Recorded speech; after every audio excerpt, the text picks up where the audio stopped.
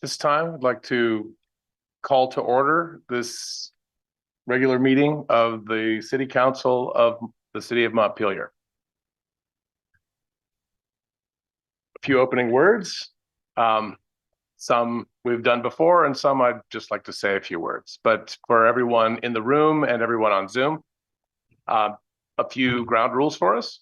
To help us have a welcoming, respectful, and productive meeting, let's begin with a few shared norms. We want to understand who is participating in the discussion, so please display your first name and last name if you're joining remotely, and whenever you speak, please begin by stating your name and where you live. We want everyone who wishes to speak to have the opportunity, so please keep your comments to about 3 minutes and focus remarks on the agenda item under discussion. We want our dialogue to remain respectful and constructive, so please focus comments and policies on decisions and ideas rather than individuals. And let's keep our thoughts about someone's character and intent either to ourselves or to some other forum. We'd like for this meeting to remain organized and accessible to everyone, so speakers will be recognized by the mayor before speaking. And if you have several questions, please ask them all together. And finally, we want the council to be able to complete the public's business in an orderly way. So the rules of procedure in the agenda packet will guide the meeting and may be applied as needed to keep the meeting moving and ensure everyone has a fair opportunity to participate. Thank you, everyone, for helping us create a meeting where everyone can be heard and the community's business can be conducted respectfully and effectively. Now, before we jump to the agenda, I'd just like to say this is my first time here doing this. Thank you, everyone, for allowing me the opportunity and the honor to sit in the seat and do this work. I'd just like to say a brief word about how I view my role as mayor. First, you, the council, are the ones that you're the body that governs the city. You're the ones who make the motions, you're the ones who cast the votes and ultimately decide the direction of Montpelier.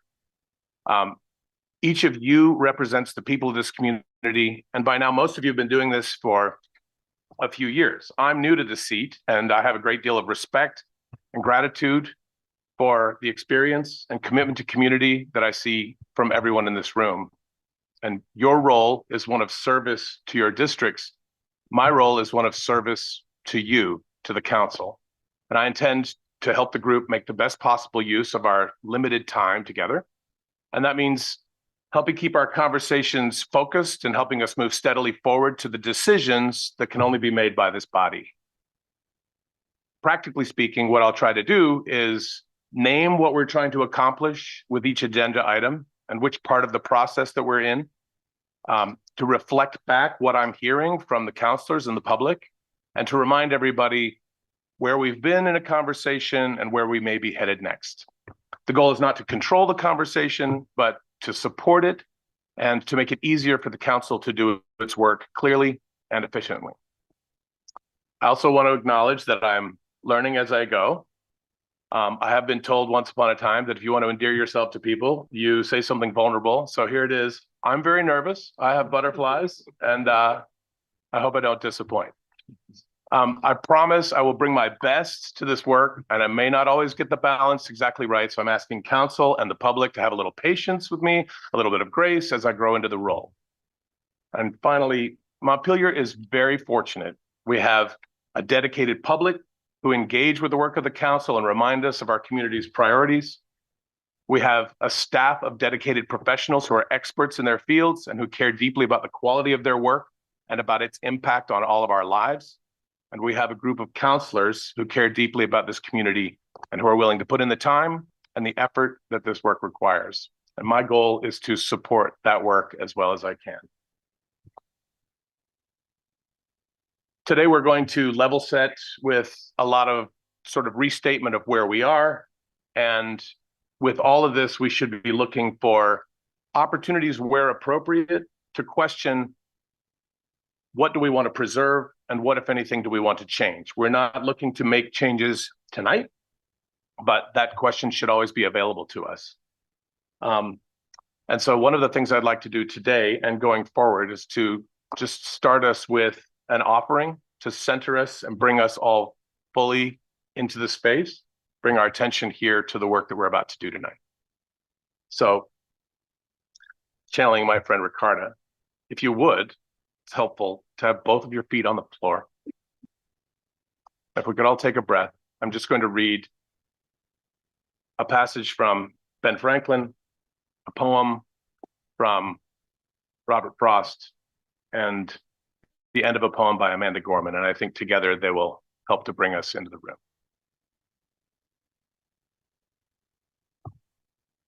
For my own part, when I am employed in serving others, I do not look upon myself as conferring favors, but as paying debts. The pasture. I'm going out to clean the pasture spring. I'll only stop to rake the leaves away and wait to watch the water clear. I shan't be gone long. You come too. I'm going out to fetch the little calf that's standing by the mother. It's so young. It totters when she licks it with her tongue. I shan't be gone long. You come too. For there is always light if we're only brave enough to see it, if we're only brave enough to be it. Thank you, everybody, for indulging me. I realize I already made the meeting about 6 minutes longer than it had to be. I'll make it. Thank you. So the first order of business is for us to approve the agenda. If there are no objections, and I see none, we'll unanimously consent to approve the agenda. Yes? Oh, I suppose we should swear me in. Well, I need to swear everyone in. Oh, Don't I? Oh, great. That's right. Let's do that. Before we do any business. I'm glad you thought of that. Okay. We're off to a great start. That's embarrassing. Okay, one moment. I got to pull up the oath because I don't have it sitting in front of me because I forgot. I know. Check it on my computer. Give me 1 second. I know, it won't like let me go on the video and the whole thing is just so, anyway, you won't see me on the. Right. Hi. Everyone at home, this is Adrian Gill. Okay. Point of order, do we need to amend the agenda before? It wouldn't hurt since it wasn't on the agenda. First order of business well, actually, we need to swear people in before we get to any business. We can't do that. So let me get everyone sworn in. We'll start with the 3 newly elected city councilors. You all would stand up.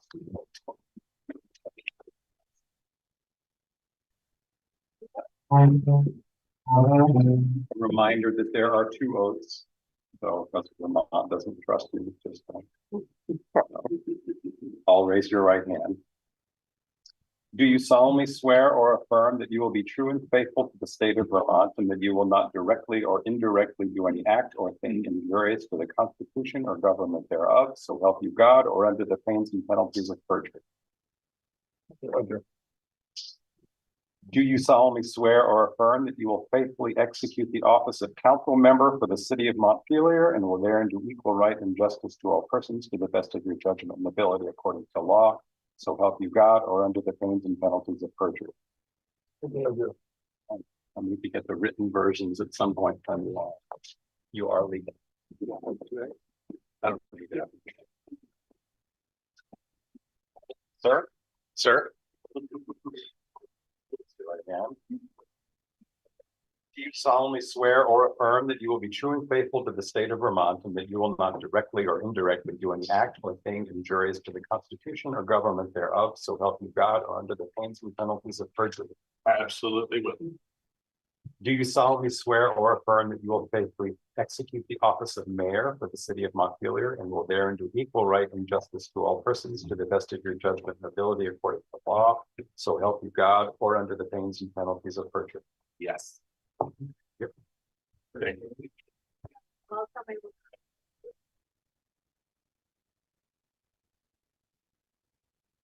Great. Now that we're able to do so, the first item would be to approve the agenda, but I think we want to add an item before we approve it. Is that correct? I think Galen's gonna do her item During general business. Okay, then if there are no objections, seeing none, the agenda is approved.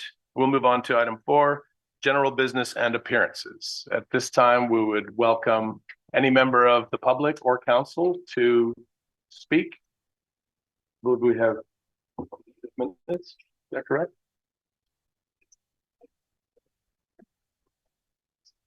Thank you, Ms. Brown. Mr. Hughes, welcome. Thank you. Mr. Mayor, council and Kelly, city manager, staff. I would like to extend a welcome to the mayor and our new city manager. I will get you that email. I have an update for you in regards to the street outreach item. And I am from Montpelier, Zach Hughes, and I come here tonight with renewed energy, and I understand we'll be talking about a few things with the homelessness committee, but I'm not talking about that right now. I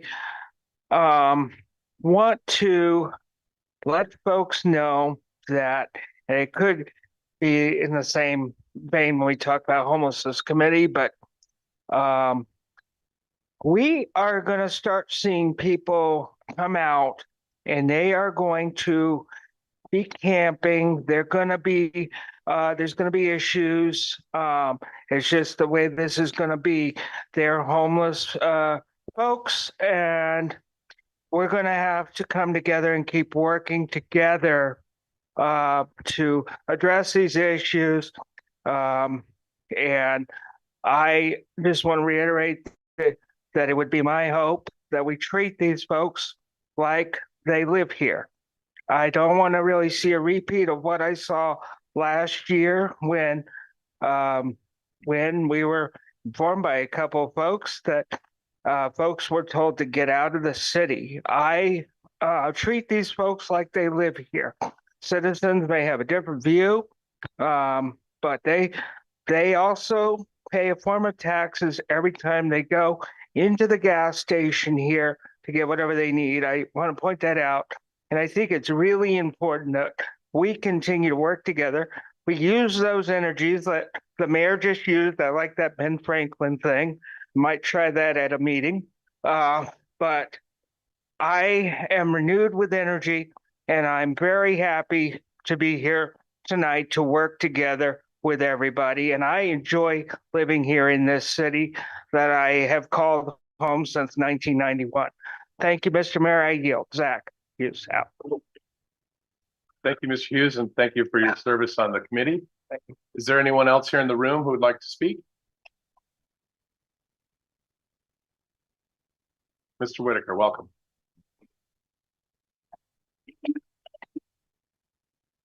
Good evening, Steve Whitaker, Montpelier.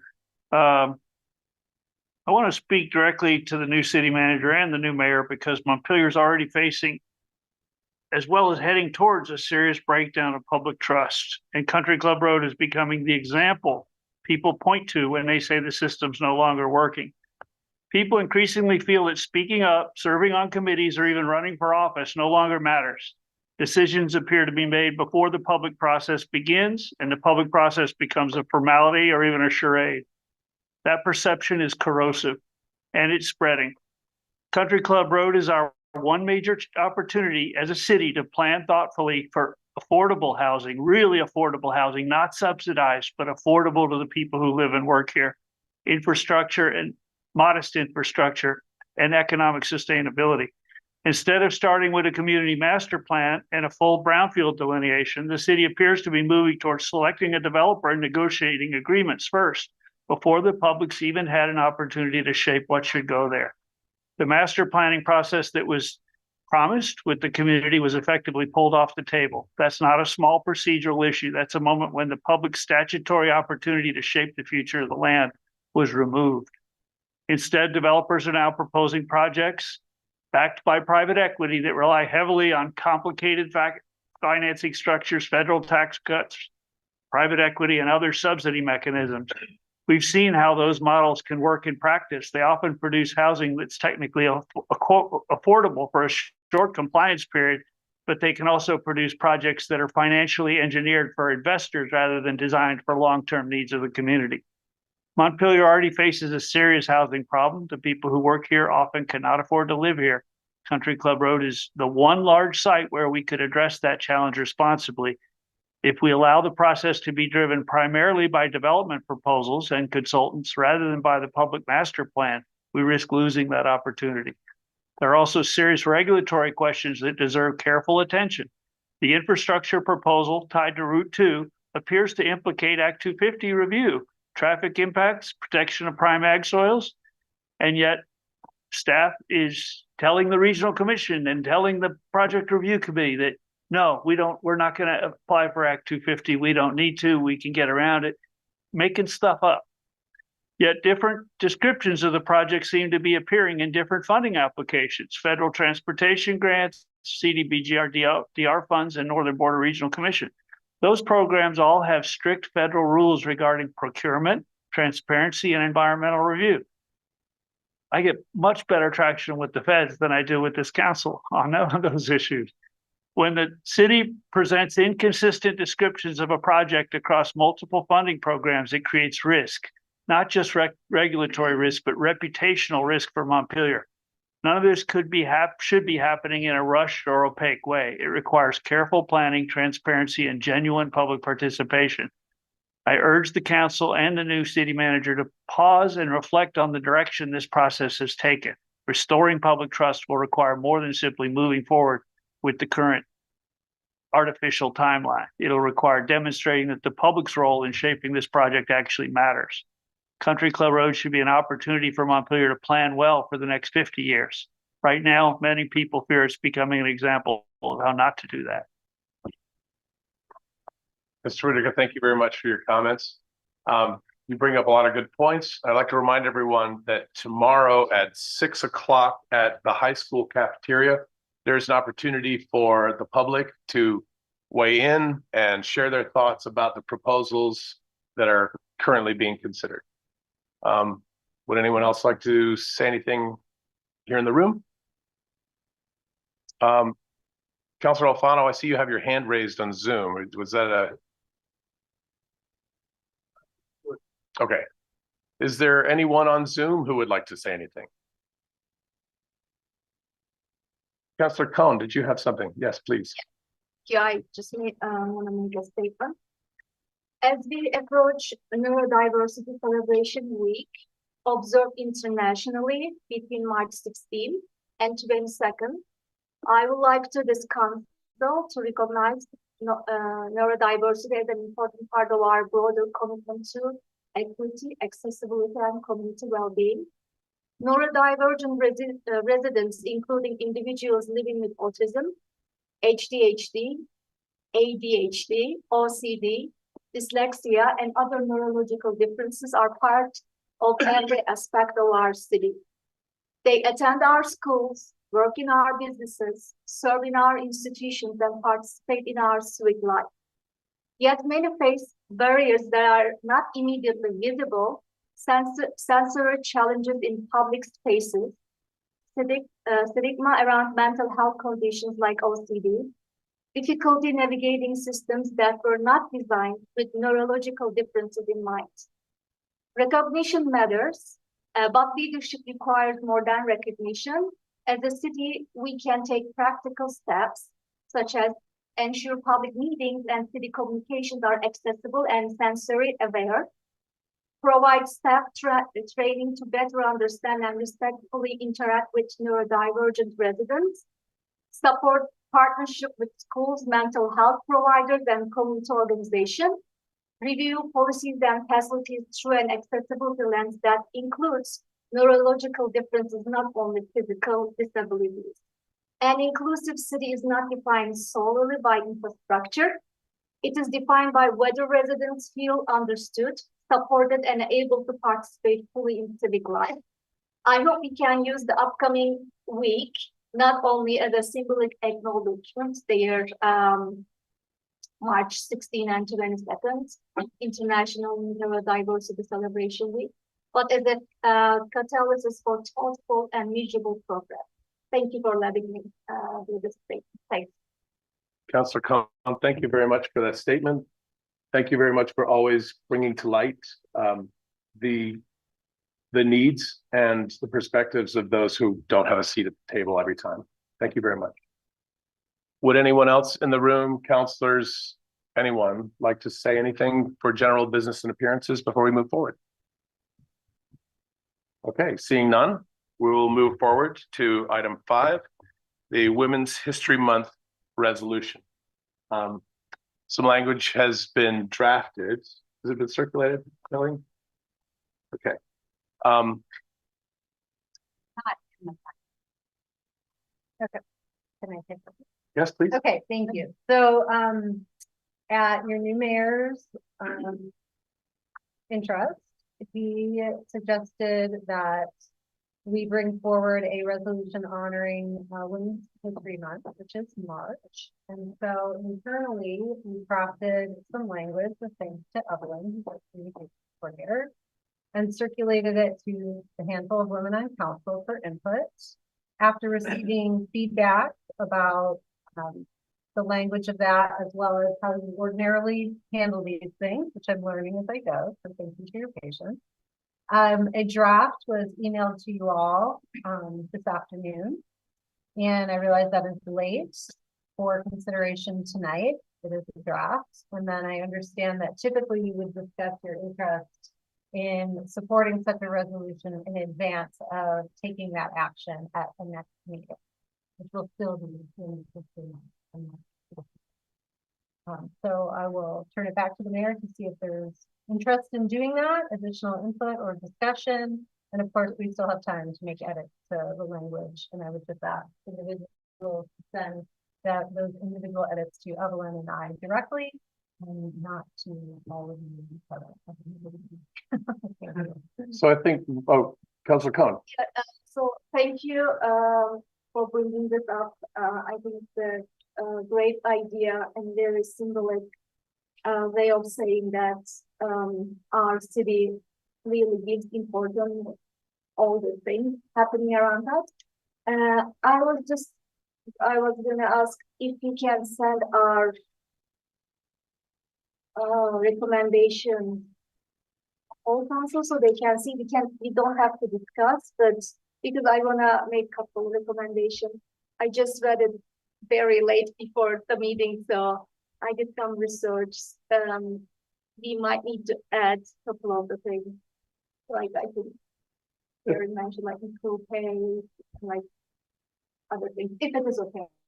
So I don't know how we want to do this, like discuss now, and we can talk about our recommendations. Or... If I could propose, perhaps we read the draft as it stands now. We'll accept comments and suggestions through Evelyn and Kelly through the course of the next 2 weeks, and come up with language that we could formally adopt at our next meeting. Or I suppose I would say I would entertain a motion to do something like that. Is there anyone who'd like to volunteer to read it out loud? If there are none, I'll do it. Adrian? Councilor Gill. So it'll be my first time. A cold reading. Yes, I haven't had a chance, so I will read it and absorb it at the same time. I got it on my computer's working, but thank you for offering that. Okay, so resolution honoring Women's History Month 2026. Whereas the city of Montpelier, Vermont recognizes the values, the contributions women have made to our city throughout its history, and whereas the city's history of elective leadership is distinguished by the significant contributions of Mayors Sally Rice, Ann Cummings, Mayor Hooper, and Ann Watson, who collectively guided Montpelier for 22 of the last 40 years. And whereas this tradition of service extended beyond the city limits, with 3 of these leaders transitioning to represent our community in the Vermont House of Representatives and the State Senate. And whereas the city of Montpelier's executive leadership has been defined by the dedicated service of women, including the current city manager, recent acting city manager Kelly Murphy, and all 5 assistant city managers. And whereas women currently comprise half of the Montpelier City Council, providing policy leadership, professional experience, and strategic guidance to all city initiatives. And whereas the educational leadership of the Montpelier-Roxbury Public School District, MRPS, reflects a commitment to organizational excellence, with women currently serving as a superintendent, the school board chair, and as 2 of the district's 3 principals. And whereas several notable and longstanding organizations based in Montpelier have women serving in their top leadership positions, including the Chief Executive Officer, Chief Operating Officer, and the Vice President and General Counsel of Union Mutual Insurance, the Executive Director of Montpelier Alive, the T.W. Wood Gallery, and the Center for Arts and Learning. And whereas women-owned businesses constitute the majority of our downtown core, providing the essential economic vitality, jobs, and unique character that sustain Montpelier as a premier destination for commerce and community life. And whereas we recognize and acknowledge that official leadership is not the only way women lead us, we honor the countless women whose quiet advocacy, community service, and civic engagement have historically driven progress in our city and continue to shape Montpelier's character today. And now, therefore, be it resolved that we, the City Council, do hereby express our profound gratitude and admiration for the extraordinary contributions of women to the civic, educational, and economic life of our community, and have officially proclaimed March as Women's History Month in the city of Montpelier. Thank you, Councilor Gill. That was very well read. Oh, good. Yeah. So I would entertain a motion that we add this to the next agenda item and accept edits and comments. Councilor Brown. Yeah, just before we go on to moving on to our next steps, I just wanted to say I think this is great that we're doing this. I hope that we'll be able to pass it at our next meeting. And I wanted to offer up an opportunity for everyone to consider, and we can discuss it more at the next meeting if there's interest. In my day job, I work for the state agency with the Vermont Commission on Women. We have a program called the Equal Pay Compact, which is a program that allows employers to sign a pledge for pay equity. It says it's a very easy lift, very, very easy. Basically says we support equal pay, we support pay equity, and here's something we're going to do in order to demonstrate that commitment. And so it could be very small, it could be very big. I can provide lots and lots of suggestions for ideas of things that we could do. But I would love us to consider this as a way to not just kind of say, women are great, which we are, but also to say that the city is committed to making sure that we have pay equity, because it's only so worthwhile if we have a lot of women in leadership positions or a lot of women doing all this great work if we don't have pay equity.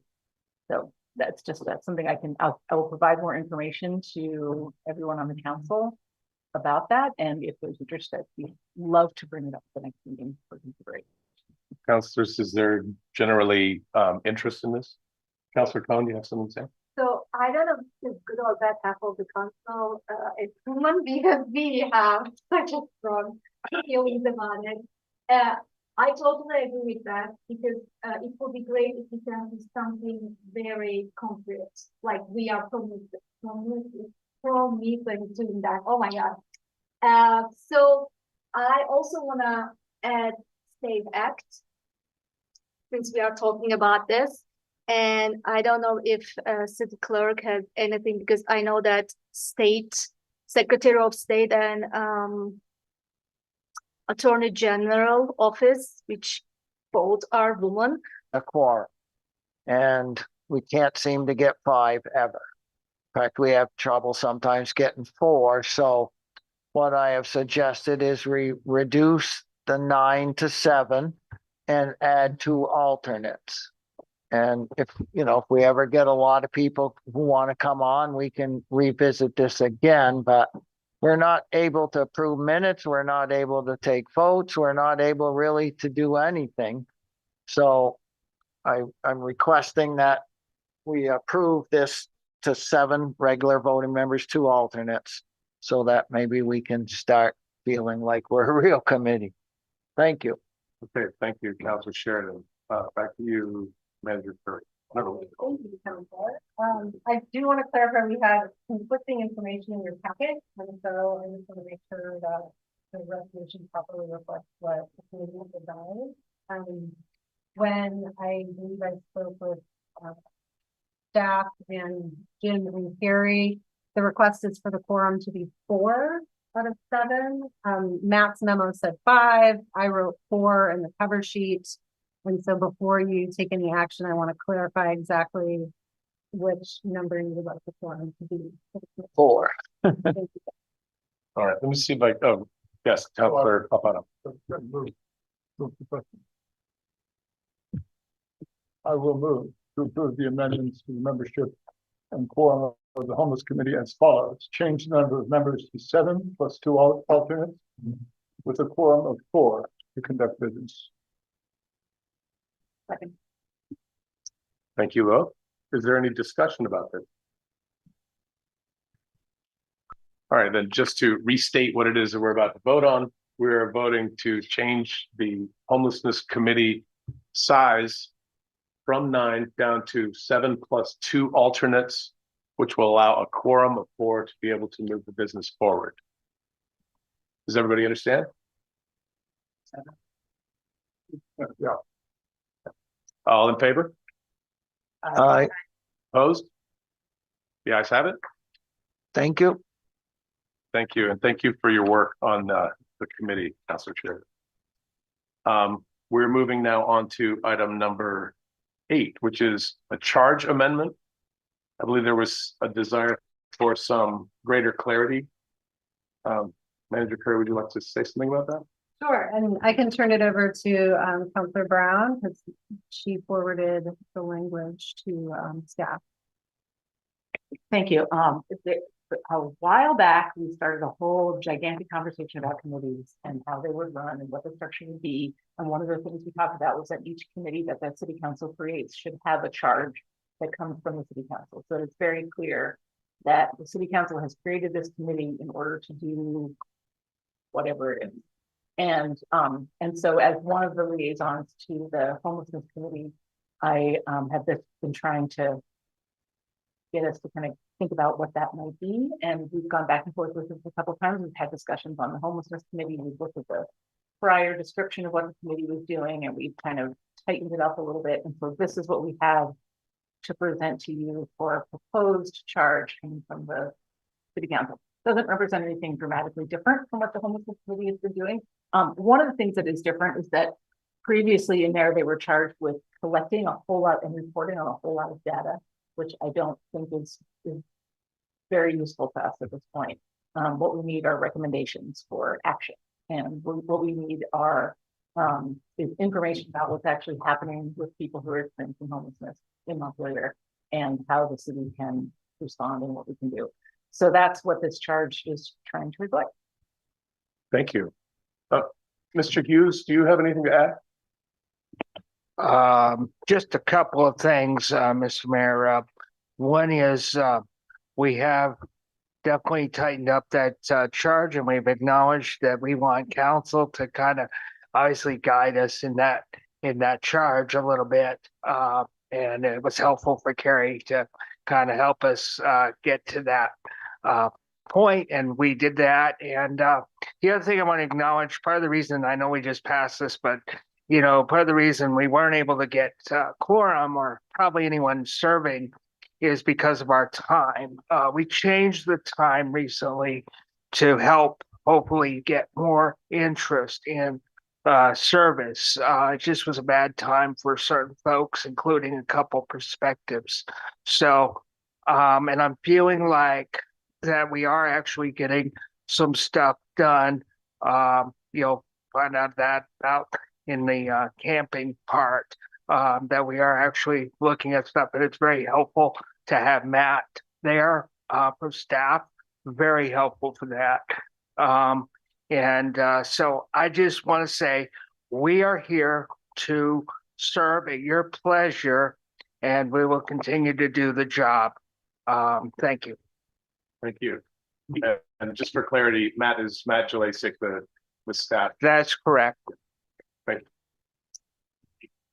Councilor Gill. Yeah, so thank you for putting this together. It's nice to be able to respond to a charge.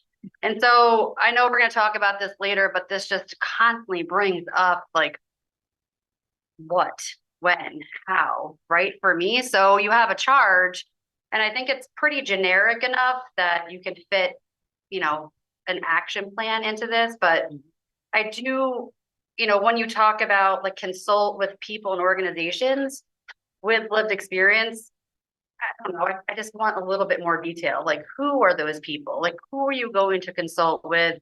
What organizations are you going to target? Because, you know, we're going to be coming up on a really tough spring and summer. And, you know, I hope that you all come back with a plan, you know, after we approve this charge, because what is it that you're going to do to develop these short-term solutions? And I just want to be very clear about when is that going to happen? When are you going to come back and share with us your plan for the next 3, 6, 9 months, so that the council can say, that's great, that's, you know, maybe we're not on the same page. Because what's happened in the past was we have these charges, committees go off and do all this work, and they come back and we're like, oh my gosh, that's totally not in line with at all with what we were thinking. And it really frustrates people. And I think that's why people don't join these committees. So I just want to get a little bit more clarification on what that may look like. So Mr. Hughes, Councilor Scherer, or Councilor Brown, can you speak to that? Go ahead. I knew you'd do that. I'm gonna try my best here. I believe that we have a positive buoyancy now. Unfortunately, in the past, we didn't feel that buoyancy, and we weren't followed up on like we're about to be now. I know this council will ask what we're doing. The past council did not do that, and I'm not going to blame them, you know, because things happen. But we will take this really seriously. You know, I think when we talk about consulting organizations, you know, I wouldn't. You know, I'm picturing the idea of bringing people into the committee to talk and, you know, stuff like that, more creative stuff than, you know, what we're doing. We were asked originally to give you guys a report in 3 months when we first started this thing out. We're now a committee. And so, but that brings a lot more charge to it. And I know we can do a plan, you know, whether it's we come back in a quarter or whatever for you. You know, we can do it. You know, I'm feeling that emphasis. The specific thing we've been working on right now is the camping thing, because we know that the spring is coming up. And in fact, you know, people are starting to come out. So I think it's really important that we stay on, you know, this course. I appreciate you, Adrian, for bringing Councilor Gill for bringing this up and keeping us on that charge. I want to hear council say, where are you? So that we stay on that and we don't get lost.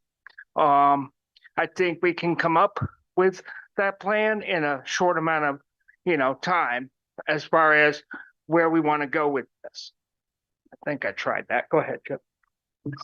Well, first of all, it's been a huge help having Matt come to our meetings, because we have a staff now that can do memos for us, look up stuff like that. And I mean, having him a part of this, there's a renewed sense on this committee that's come about in the last few months. And I felt it. And I think now that, you know, we can maybe get a quorum and start doing some things. I think what Matt, what he is saying about, we want to really look at camping lands. So that's why one of the agenda items coming up is to ask a lawyer for some advice on how to move forward with this. But that's going to be probably a number one thing. You know, we want to look at probably how do we want to handle toilets or trash or something like that. But I think with Matt there now, we got more kind of connection to the city, and he's very interested in this topic. So I think you're going to see some differences going forward. If I could just say something else. Go ahead. Just briefly, I did want to say it was very helpful for this. Yeah, I don't think we were a committee back then when we brought in the Central Vermont Chamber of Commerce to do that day, 2 hours, 3 hours together. Yes, I know. That was helpful because it gives us that information that we need to boost forward. And I remember letting y'all know that we had gotten that information for y'all, and now we needed to actually go get our, make those friendship bracelets instead of just collecting the cash. That was my analogy back then. And I believe that I'm also trying to get somebody back on the committee who is actually in that, what is that called? That program in Barry that Barry was doing. Situation table. Thank you very much. We would have someone from over there. I'm trying to tie that into the committee because we have no one on the committee who's doing that right now. Thank you. That's a go. Just throw out a suggestion when Yeah. you're thinking about your planning. Sure. I talked to a lot of families in town, and last year there was a lot of conversation around the bike path and safety issues and how children, parents didn't want their children walking along the bike path. And I mean, it was a whole big topic. Yeah. And so I did talk to the schools, and in the past, they did have a program where they, there's a couple, you can do some research, but I would offer to partner with the schools and figure out a way to either visit the schools and talk to some of the teachers, maybe talk to some of the students, bring them into the fold, because they're a part of this community too. And I think if we can all figure out how to live in harmony with each other and know that, everyone is a person, and how to respect each other and have those social and cultural norms, I think that's a very important part of this complex puzzle. And I would strongly encourage you to reach out to the school district. And I can give you some recommendations to some of the key players in the schools that could potentially help take a lead on this. Okay. But I would strongly encourage you all to think about including that as part of your plan. Thank you. Councilor Brown. Yeah, I want to thank Councilor Gill for bringing up the larger question about how we work with committees and how we charge them and what we ask them to do, because it's something that we started to do to define and we didn't really figure it out. So we can get a charge to the homelessness committee, but we still need to potentially say, here's what we would like to hear from the committee in these quarterly reports. And we need to do that for all of our committees. It's not just the homelessness committee. Right. This is something that's not hasn't been finalized. And we did a lot of work on getting us close to that point, but we didn't quite finish it. So I don't know if this is something we want to talk about when we get to the committee assignments section. Maybe it is. Maybe I'm just flagging it for that. Okay, thank you for that. Does anyone else have questions or comments?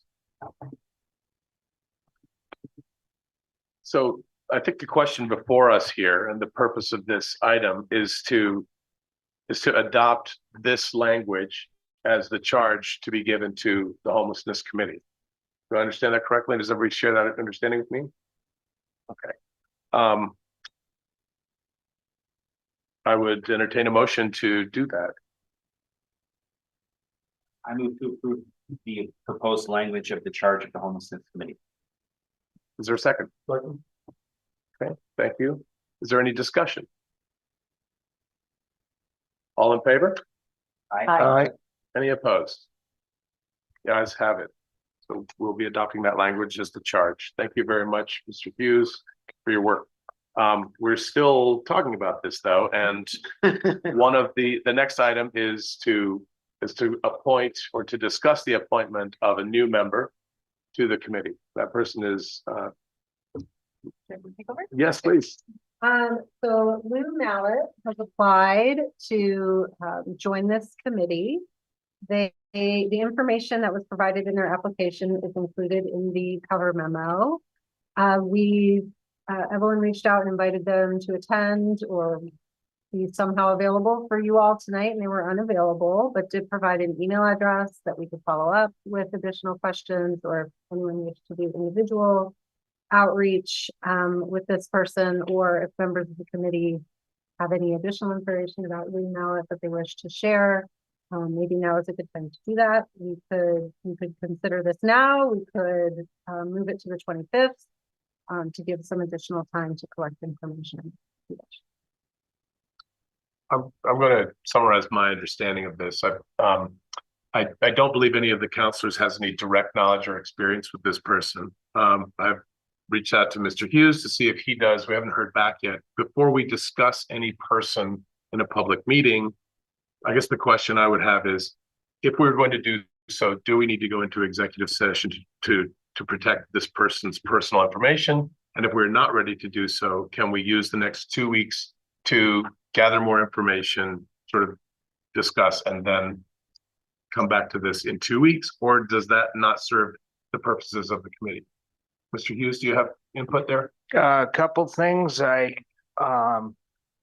also did reach out to this individual upon receiving a copy of the small part of the application that just had the email. I reached out to this person, invited them to a homelessness task force meeting with the date and all that. And also invited them to take part in the survey to see about time change so it wouldn't impact them or whatever. And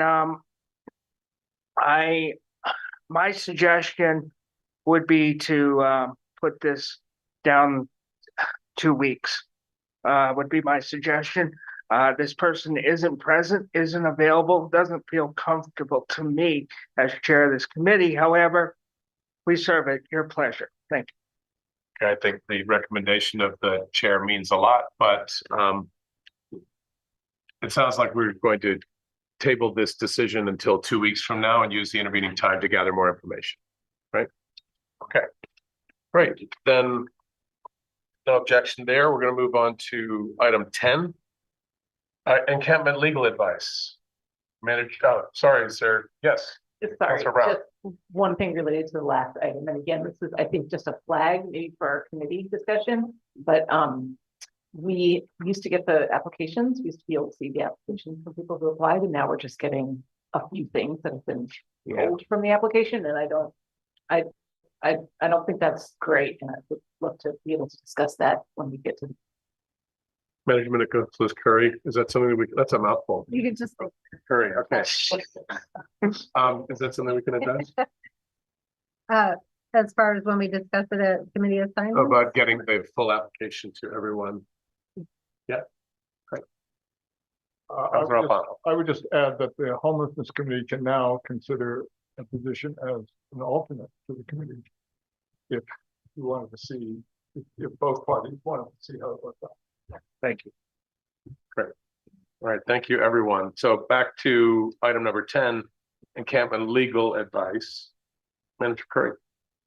Sure. So Matt, as the liaison to the committee, presented a memo that included a lot of information, but essentially their request is for council to direct me to, as the city manager, to seek legal guidance and a legal memo addressing questions of the homelessness committee involving city liability that we may be incurring by allowing either expressly or in a de facto manner camping on city properties.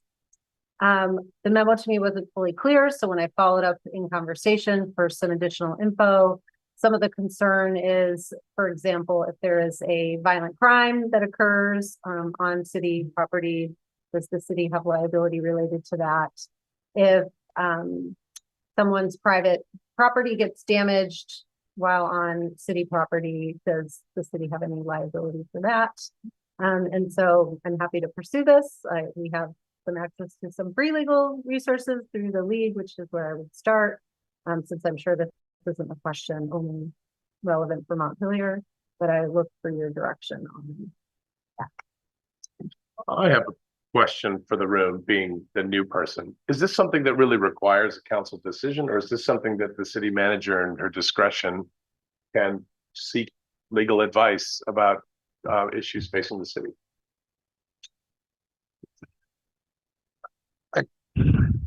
Sure. Councilor Sheridan.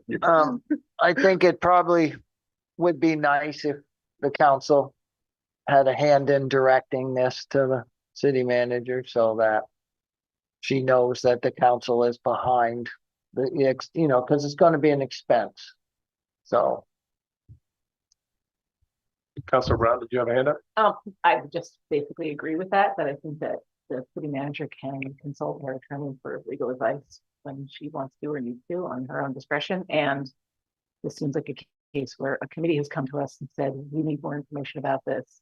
And so we're bringing it to city council so it can be a little bit more, out in the open and clear about what we're asking for. Councilor Sheridan, are you saying the same thing? Pretty much. Okay. I mean, if we want to make a motion to it, I'm fine with that too, so that she knows that the council is behind it. Okay. But Councilor Cohn and Gil, I think actually everybody twitched a little bit when I asked the question. So, Councilor Cohn, did you have something to add or ask? Okay. I would just like to repeat the same. Okay, great. Councilor Alfano. I will move that the council direct city manager to obtain legal advice regarding the city's camping policies and or ordinances. Great. Okay, and second, is there any discussion? Councilor Cohn. It's hard to see sometimes. Yeah. Stay with me. So I mentioned this to Kelly before. So we decided to go back and check our camping policy, and we gave like a 6-month deadline.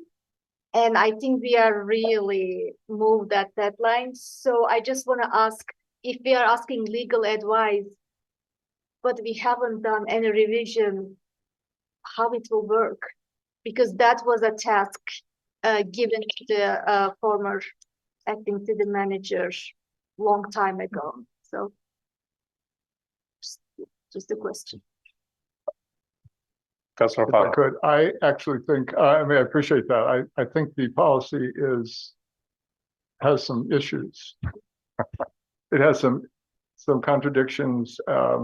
It has some actual procedural confusion, I think. So I actually think it would benefit from a legal review before we, so that the legal issues are identified, and then maybe some of the procedural issues as well, because I think that's where we get into legal trouble or could get into legal trouble. So I think seeking legal advice first, and then, but then when we do it, we ought to actually revise it. It's been at least 6 months, I think, since we were supposed to be doing it. Yeah, supposed to have that.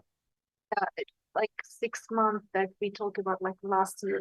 No. Yeah, it's been a long time. So that's what I was saying, like, because we will ask a legal advice and we pay for it. So then they say something about, then we come back, change it, then their advice won't be meaningful if we change things. But I'm okay to go and ask legal advice now. But I just want to remind that we agreed to revise our camping policy, and we shouldn't be forgetting about it. Thank you. Just to catch the new folks in the room up, I think what I'm hearing is that there was a 6-month window to do some revision that started well over 6 months ago. And there's some concern that we're now throwing away some previous work or other advice, and but I think what I'm also hearing is that we have a need to get some clarity now so that we can complete that work that was started some long time ago. And so we're all in agreement that we do want to move forward this way. Am I understanding that right? I'm not. Oh, it hasn't started. Should have started. Okay.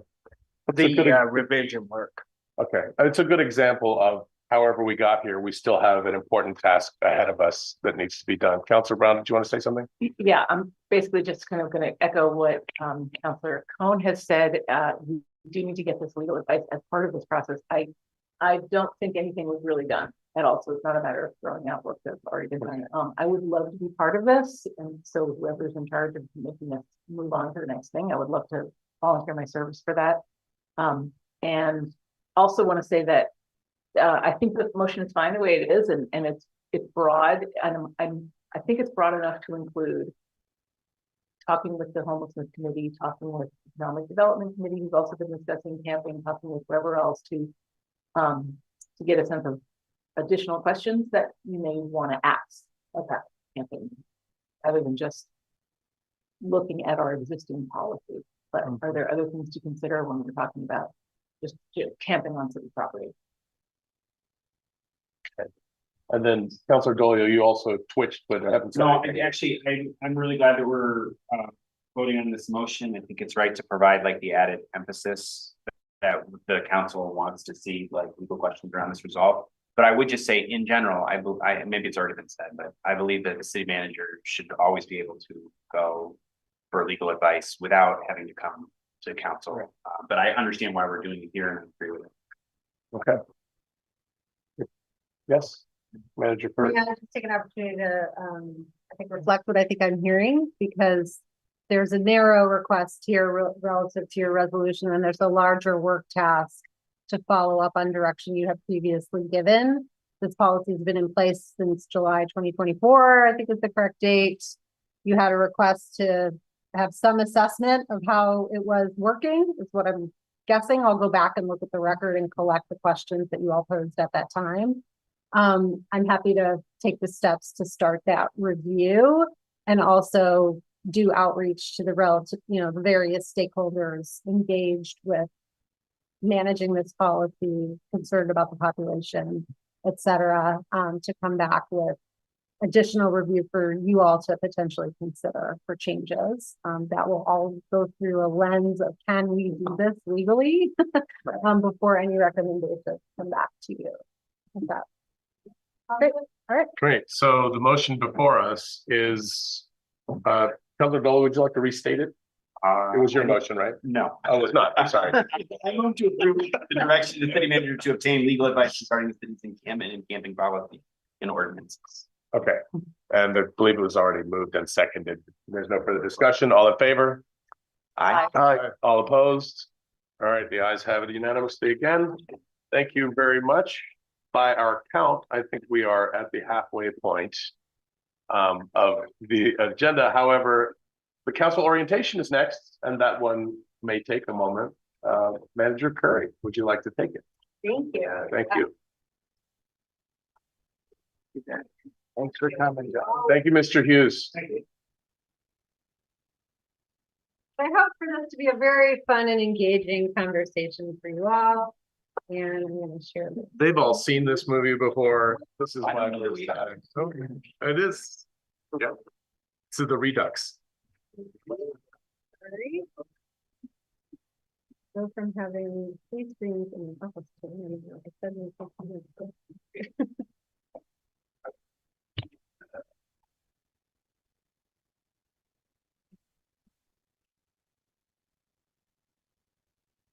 oh, geez, you have in front of you the new council handbook. I'm going to try to share my screen so you're waiting for my prompt up here. We've made some changes since last year, where we took out some information that we thought was a bit duplicative in some ways. For example, anything related to kind of our city departments and updates from city departments was all just published in the annual report in the last month, and we thought did a much better updated job. And so rather than replicating that here, we took it out. Okay.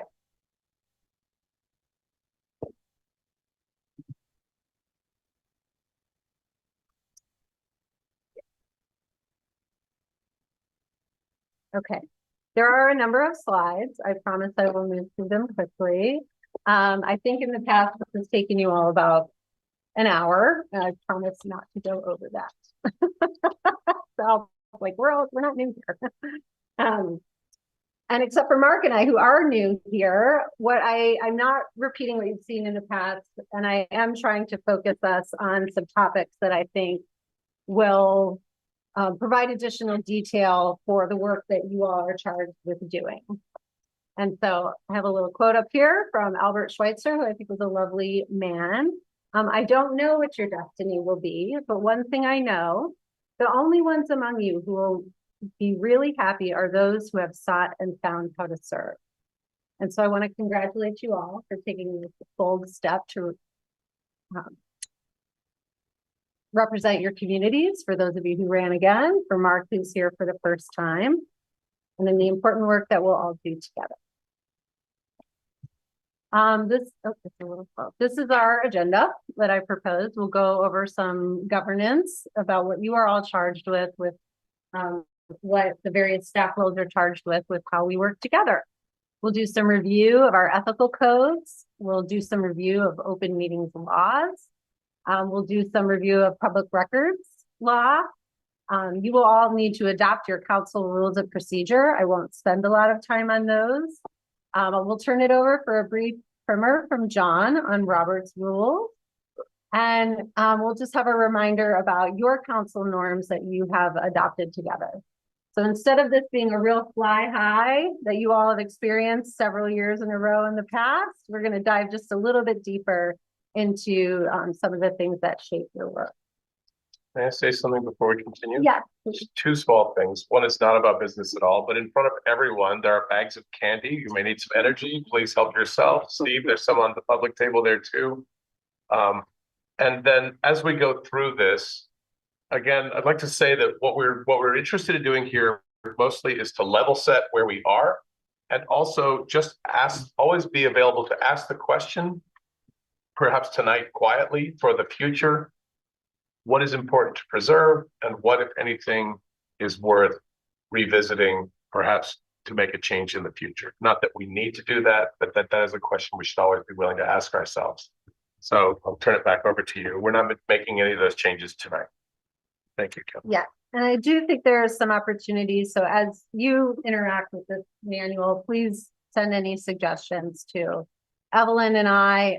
We would love to have continuous improvement on these materials between now and next year. So your governance, sorry. So you are a Dillon's rule. Vermont is a Dillon's rule state, which means that all of your authorities derive from the state government and constitution. One of those is the ability to adopt a city charter. We're going to do a brief review of the charter. Within that charter, Montpelier has adopted a council manager form of government. You all, the 7 of you together, constitute the legislative body. Your authorities come from your body as a whole once 4 of you as a quorum have taken an action. And you appoint the city manager, treasurer, attorneys, boards, and committee members. And I am your chief administrative officer as your city manager. Now I pulled some of these next words, which are slowly popping up, directly from the preamble and epilogue in your city charter. And I think that these are a really grounding for what that document is. To use the words of the 1955 Charter Revision Committee, it is a publication to assist the citizens of Montpelier to govern them intelligently and effectively. Montpelier was given authorities as a municipality dating back in 1781, I believe, and your most recent charter change was in 2014.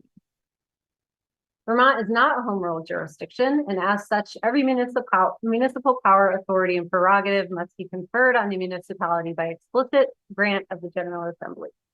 The legislative responsibility is embedded in the Vermont Constitution, and accordingly, the importance of clear legislative grants in municipal charters cannot be overstated. So these are a list of your subchapters. I don't know when the last time anyone has interacted with the charter, but this will be a little bit of a refresher. So as you think, what can we do, or where might I find this information? This is how it is organized to go look. I will dive a little bit into a few of these, but not into all of these.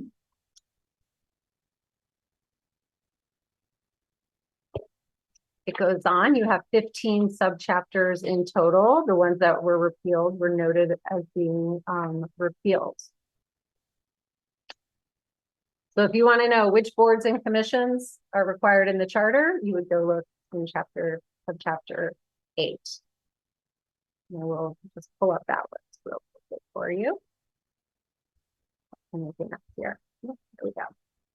So these, sorry. There's a lag. We're going back to subchapter 8 eventually. I'll read that. So in your boards and commissions that are in your charter include the Greenmount Cemetery Commission, the Parks Commission, the Board of Civil Authority, your Board for Abatement of Taxes, the Planning Commission, the Development Review Board, Recreation and Governance is called out, and then your authority over additional boards and commissions that you can appoint for policy matters. It also defines your provisions for appointing youth, which must be enrolled in a secondary school. In subchapter 9, administration. So these are the things that you have to do, essentially. The annual city budget, your action on the budget, the officers that you can appoint, which I've listed before.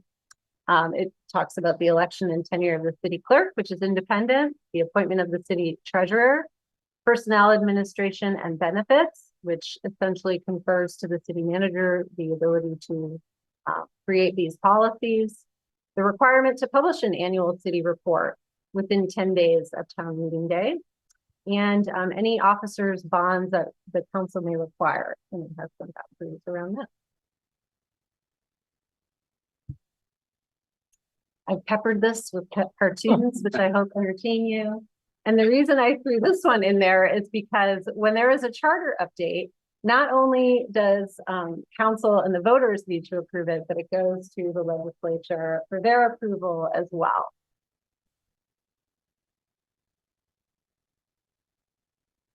The independent authorities related to city government include these listed here, which we've talked about, and those which are called out for appointment by the city manager, which is the assessor, the fire chief, the police chief, the health officer, and the zoning administrator.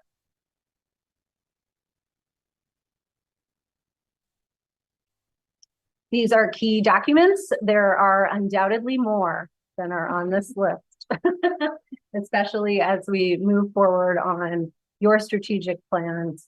Some of these come off and some of these get added on. But these are, I know, very helpful for me to get a sense of all the policy direction that this body has adopted.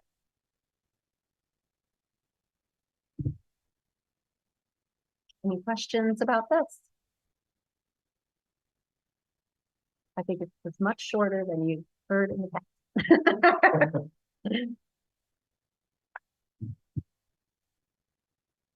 Ethics for lawmakers, which is all of you. So in your manual, there is the City of Montpelier ethics policy. There's also the State of Vermont ethics policy, but I've just listed this one here. It's short. I suggest you familiarize yourself with it, but this really summarizes what it tells you to do, which is to recuse from official action if you have a conflict of interest. That conflict of interest can be defined as a direct or indirect financial benefit to you or to someone in direct family, or if there is an appearance of a conflict. It asks you to clearly state if you are able to fairly and objectively take action in the public interest. Should you have a conflict of interest, or if one of your colleagues thinks that you might have a conflict of interest, you can disclose this publicly at council meetings prior to taking action on the item. You may decide to recuse yourself entirely from deliberation on the item. You would inform the public body and members of the public of the nature of any discussions you may have had on items that are coming to council for vote. This is particularly important for quasi judicial things. So a development application, if you have been approached to discuss or provide guidance or get hired for services related to an application, you would want to disclose that prior to the application being submitted.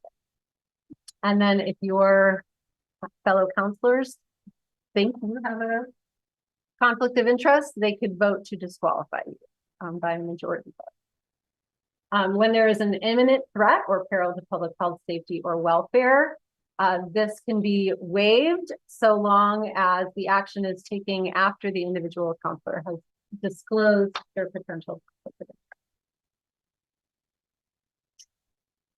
interest.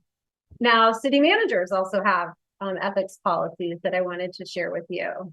And I'd say here it might be true for the Supreme Court that does not have an enforcement mechanism, but there are mechanisms to enforce on your management, which is that I serve at the pleasure of the council and also can be censured by the professional association.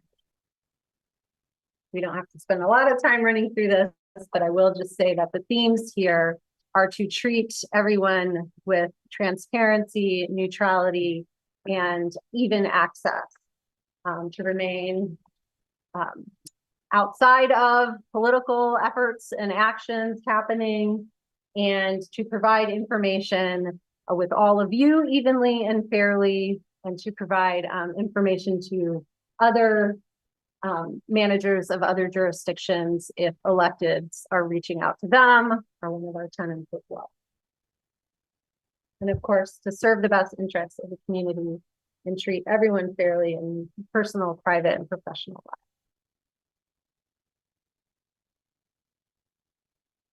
This is also city council and staff working together. Are we talking about roles or roles? So I can appreciate my cheesy humor. You had me right up until this slide.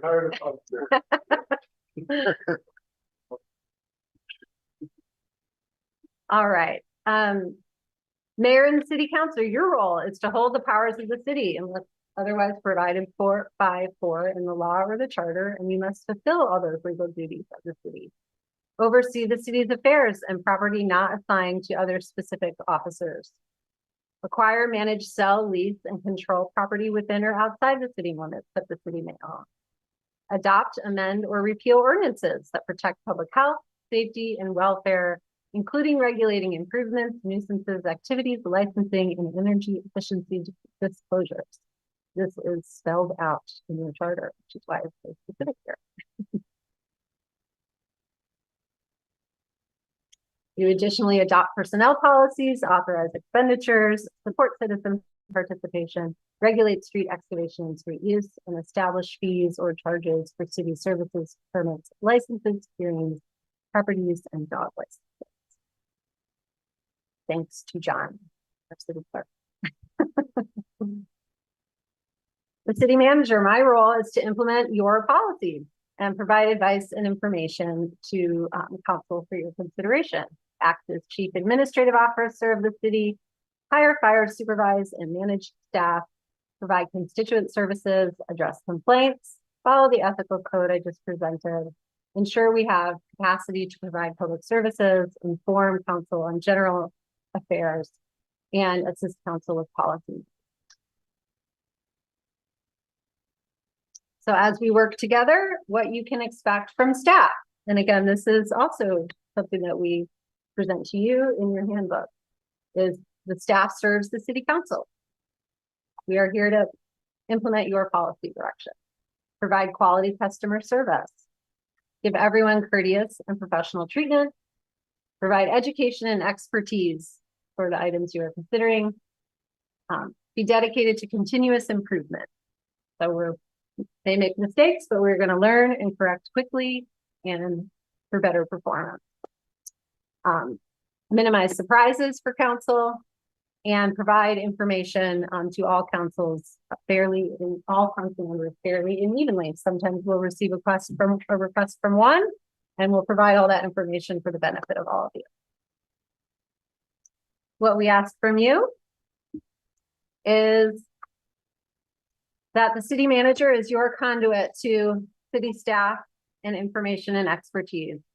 See us as partners in customer service, allow room for us to correct and improve, and solicit direction from council on staff analysis, which means if there's a heavy lift or a significant work item that you would like staff to undertake, that you ask, we bring that forward for support from fellow counselors before staff begins on that. I think that conversation on homelessness about follow-up process is a good example.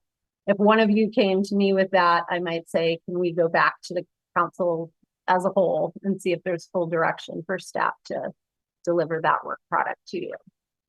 And it just helps with clarity when we have a two-way street on conversation. This information from subchapter 3 is directly from the charter about how staff and council act together. Council's not authorized to fire anyone except me and any of your other direct appointments. And that, again, we just request that you work through the city manager when asking for support for your policy objectives.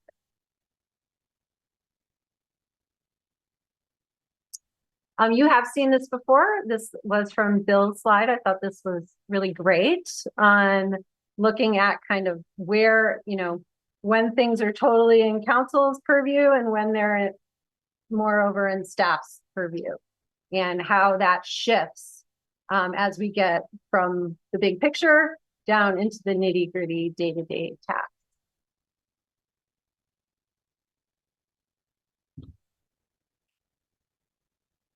Any questions about the roles or discussion you wish to have? That customer services in our charter,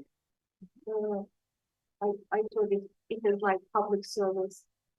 Just asking if it's the technical term. I don't know, I'm kind of, in education we use this too, and well, these are our students, not our customers, so is it like a new term we are using? For what? There were some like, provides customer service. You can go back here. And the quality customer service, see us as partners in customer service. Yeah, no, that isn't language from the charter. What it is just staff is asking that the council sees us as your partner in providing customers. So you're answering constituent requests and committing to service to them all the time, and we're your partner.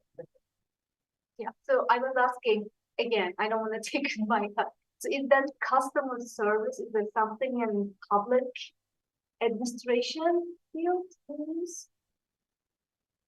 Yeah. Okay.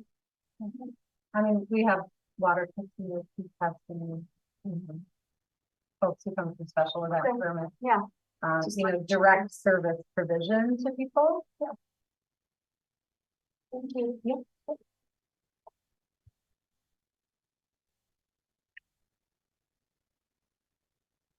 Right, there's no additional questions. I'm going to give a review of open meetings law. Catch those up.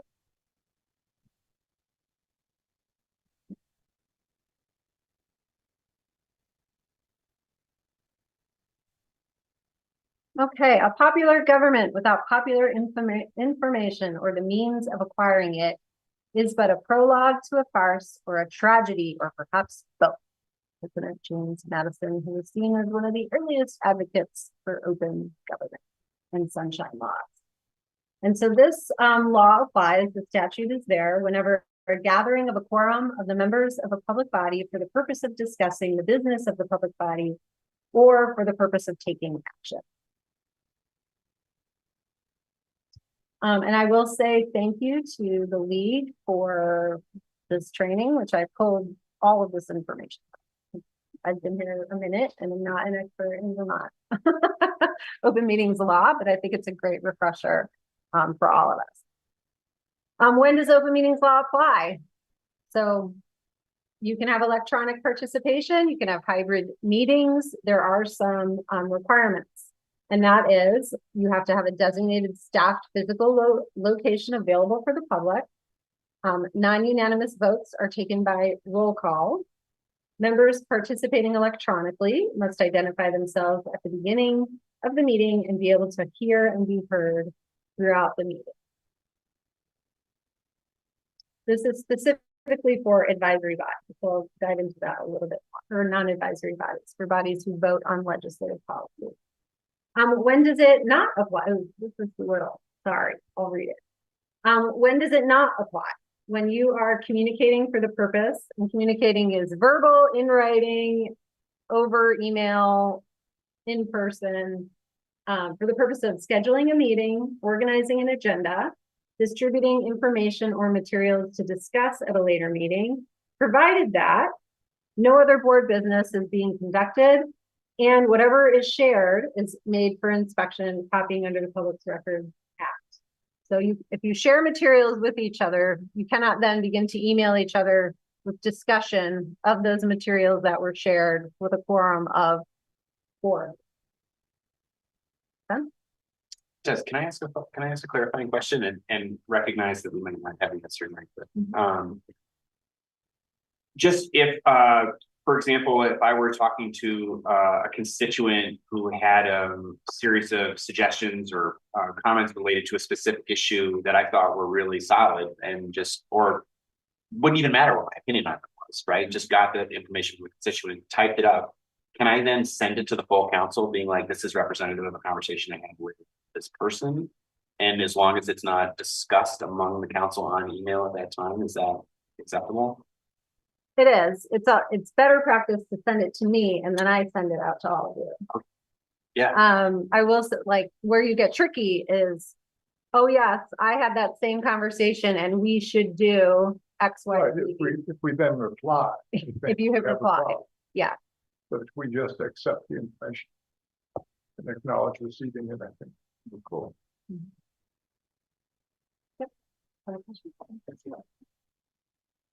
Can we just edit like this email? Because I don't know if anybody received or not. Then you don't reply. I understand the rule, but I don't know if people have read or I don't know. Is there any way to show us that yeah, everybody read it?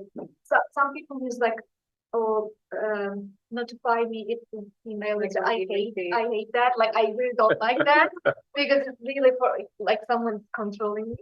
But I don't know. We can just like think about it. It is very important for me to have some kind of acknowledgement that my messages are So being then you could reply directly to you and then say, received it and I'll read it. Okay, yeah. You all shouldn't all do that to all of each other. So maybe I'm doing this wrong, but when I have anything, I just type in L council. Like I don't send it to just the city manager for you to send out. I feel like that's an extra layer of bureaucracy, but is that wrong? Not as long as you're only distributing information and no discussion ensues. So it's fine to still use L council to just share. Okay. Yeah. I thought you said to email you. I think it's better if you just email me, but for the reading of this. I think what I'm hearing you say is that if we're all following the letter of this, then we will be fine. But because we can make mistakes, if we instead just send to Kelly, then she will help make sure that we don't accidentally step into an open meeting. Am I understanding your reading correctly? I only want to be helpful. You're on council. Okay. Yes. So I was surprised to find out that tomorrow's listening session is being warned as a regular meeting. A regular meeting of this Special meeting. special meeting of this subcommittee. I'm surprised about it. And there's no action plan. We're actually going to avoid discussing anything, which is literally why I get the put. I wonder why we did that. I'll invite Evelyn to weigh in, but I do think it's best practice if you all are attending a functional meeting as opposed to a social gathering. We wouldn't necessarily say everyone is going to go join someone's 50th birthday party, Yeah. Right. you know. Well, it comes up, it Yeah. does, but that's all. Okay. Evelyn, you want to go ahead? Yeah, happy to weigh in. Evelyn Prim, Communications Coordinator. So we do that since we are expecting at least a quorum of the council members present. It's just a way for us to be safe, even though we're not taking any action. Just the fact that you're all together in a room could be viewed as an open meeting. So it just is super helpful to just, dot all our I's, cross all our T's. And so the only action that you will take is to call the meeting to order, have an opportunity for public comment because that's required in the law. And then after that, immediately following that, you'll say the meeting will consist of the public listening session. No action is being taken. At 8 p.m. we will adjourn. And we don't have we don't need a online link, or, I mean, how does that work? There isn't you're not required, but there is a online portion just so people can watch the presentation from the consultant that's going to just go over the process. It will not be a hybrid meeting like this. People online will not be able to participate. Okay. Yes. And I would just note when we get to the process of like a violation and how you cure a violation, that it would be really, really hard to cure a violation for an event like tomorrow night, which, Yeah. would have to be restaging the whole process again. And so this does cover. Sorry to digress. So when we planned our meeting for tomorrow, I don't think we had, the mayor has to book the meeting. It's a special subcommittee. Okay, meeting, okay. So it'd be the chair of the So I was like, subcommittee. I don't think we built that into our plan. I was like, oh no. Don't worry. Okay, covered. All right, I just don't want to mess with any rules. All right, that's all I have. Thank you. Of course. I'm scared.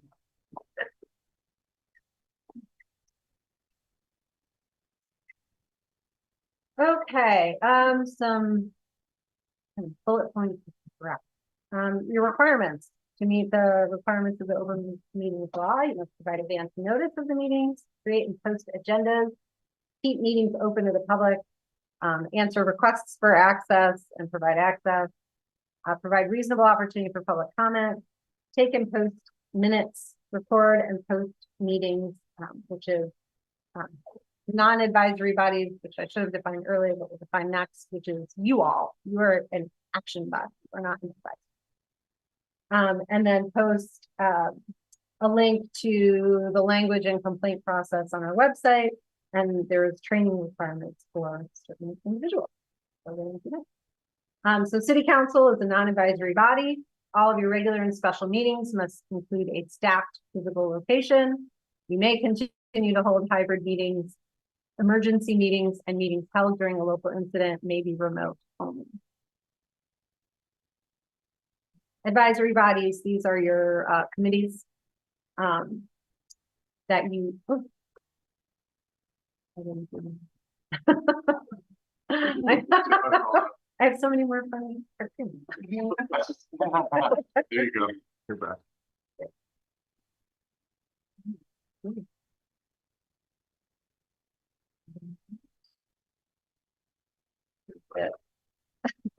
Anyway, we could, so these, your advisory bodies may hold remote only, regular, special, or emergency meetings by electronic and other means.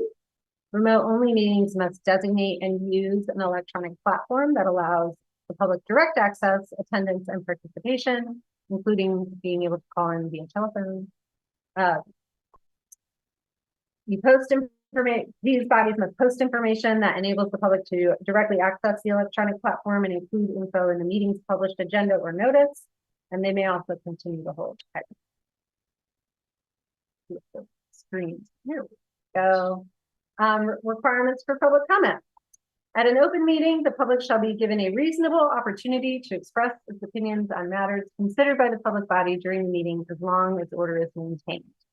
Public comment shall be subject to reasonable rules established by the chairperson and which we provide for and list at the top of the agenda and for which you all accept public comment early on in the agenda. We must take and post minutes for all meetings, covering all the topics and notions that arise, providing a true indication of what happens in the business of the meeting, meeting minimum statutory requirements, and be made available and posted to the town's website within 5 days. And each minute right now may feel like It's great. Remember that. Requirements to record and post meetings. This is for, again, you are a non-advisory body, so you must be electronically recording and causing to record all meetings and retain these recordings in a designated location for at least 30 days after posting, unless doing so would pose an undue hardship. And I know that you retain them for more than 30 days because I have gone back and watched some of them. Website posting and trainings. So these are the things you must post on your website. Again, this is related to a violation and how someone may submit notice of violation to the body and to the Attorney General's office. And then the following officers must participate in a training annually held by the Secretary of State with the chairs of legislative bodies, town managers, and mayors. And I believe your mayor has already started his training. And there's another training next week, so I'll Great. go to that as well, a live one. Here is some information if you all wish to engage in training. This is from the league. It is coming up in April. The city will cover any costs for you to attend or reasonable expenses you incur up in Stowe, and it's select board essentials. So, you know, what you need to know and things you should be grounded in as a public elected official in the state of Vermont. I am happy to forward this to anyone who wants to send it out. Exemptions for when you have an open meeting is for executive session, deliberations and quasi-judicial proceeding, site inspection for the purpose of assessing damage or making tax abatements, clerical work or staff work assignments, and routine day-to-day administrative matters that do not require public action by the public body. Complaints and cures. So, excuse me. If there is a complaint and notice of violation received, the public body has 10 days to acknowledge the violation, state its intent to cure and determine that no violation has occurred. A failure to respond is treated as a denial of the violation. If you acknowledge the violation, then it must be cured within 14 days, which is ratifying or declaring as void any action taken during that meeting which was not compliant with the open meeting law. If a meeting was not noticed, if a meeting, someone was wrongfully excluded from attending or participating, or an executive session was not properly authorized. And then also adopt specific measures that actually prevent future violations.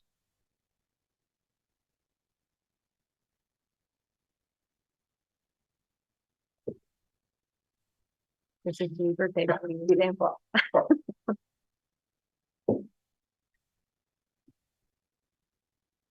All right, any questions on open meeting law? I don't, but in the interests of gathering information, Mr. Whitaker, you are very knowledgeable on open meeting laws. In the spirit of helping us continuously improve and be better, is there anything that you might offer that would help us in the future? No, there's not. Okay, thank you. Thank you, Manager Curry. Okay. Public records law. As you are all probably familiar with this, I'll zoom through this one as well. These are referred to as sunshine laws, and they serve an excellent purpose, right? Which is to allow the public access to the materials that inform the deliberations that you all make before taking policy actions every month. Public records requirements. So this is a Vermont law, grants access to records for either inspection or copying unless they are exempt by law. The policy ensures timely response without an unreasonable interruption of our operations and our execution of tasks to keep the city running. Public records include any written or recorded information created or obtained through city business and are generally available unless exempt. And this policy applies to records held by the custodian of the specific office. The agency refers to the city. The custodian are those identified individuals in the agency that manage records. Promptly means within 3 business days or 10 for large requests.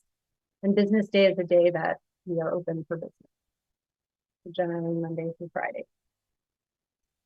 Question? Yes. So agency would be DPW and then Kurt would be the custodian, or the city is the agency and DPW is the custodian? Yes. And generally the custodian will reach out to the individual departments who are holding the records. Right, thank you. To help fulfill the request. And right now our HR director is serving that role. And Evelyn spends a lot of time supporting. Right? All right, Evelyn? Yes. Okay. I'm gonna make sure I have people, the right custodian named. So we live in an interesting time. Records take a lot of different shape these days. And so, you know, I think law and policy are already out of date relative to the types of records that exist and with which we must comply with providing on a day-to-day basis. And so, you know, you could be creating records in multiple different formats and should keep that in mind. Also point out that with a BlackBerry and a flip phone, this cartoon is Already out of date as well. Yeah. So I had both for a very long time. Yeah, same. Or making the switch. So the process is, this is our email that someone must, if someone who would like a record will reach out and request the record through this email. The custodian will inform the requester that their request has been received, and will begin to process that request. Again, 3 days for normal records, an extension to 10 days will can be asked for as well. If the custodian is withholding the record as exempt, they have to tell the person that, what, you know, and not only just say, we are denying your request for this record because it's exempt. They have to give the reason why, an explanation of what element of the law, you know, police record for a juvenile, you know, might be one. That's an exemption. Or proprietary information being used for deliberation for an action that's not yet been taken would be another. Allowable extensions, I mentioned this. Sometimes we have voluminous requests received that will take quite a lot of staff effort, sometimes to compile the records, sometimes to convert the records into a proper form that are accessible for the person who we are authorized to charge for the cost for producing the record, as well as staff time to produce the record, because the state law allows for legislative bodies, for agencies and their legislative bodies to adopt a uniform schedule of fees and charges in order to do that. The first 30 minutes of spending staff time on collecting that record is omitted, is for free. And then they must be paid prior to delivery of the record to that person. So this is you all adopted, this body adopted a uniform fee, and this is part of it. What defines the record? Is it the entire request? In all emails between the state and that state, you know, on this subject, is that the record? Or is the record? That's a good question. I think it is the entirety of the. And it's And it's the time, it's whose time? The time of the person who eventually transmits it to the requester, or everybody who participates in. Everybody, we track Finding everybody who participates in the compilation of the record. Less 30 minutes of the time that was set. And then we provide an online opportunity to pay in advance of getting the record. Or they can come in and be done or something. Yeah.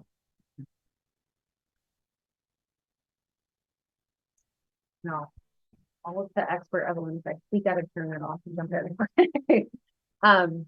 And so this, you can see again, this is sort of out of date, like we're not burning CDs for people currently as ways of providing records, but we may provide a thumb drive, you know, should it be a large file. You know, we ostensibly could probably add something about like a Dropbox cost, those sorts of things. Moving into the future as well.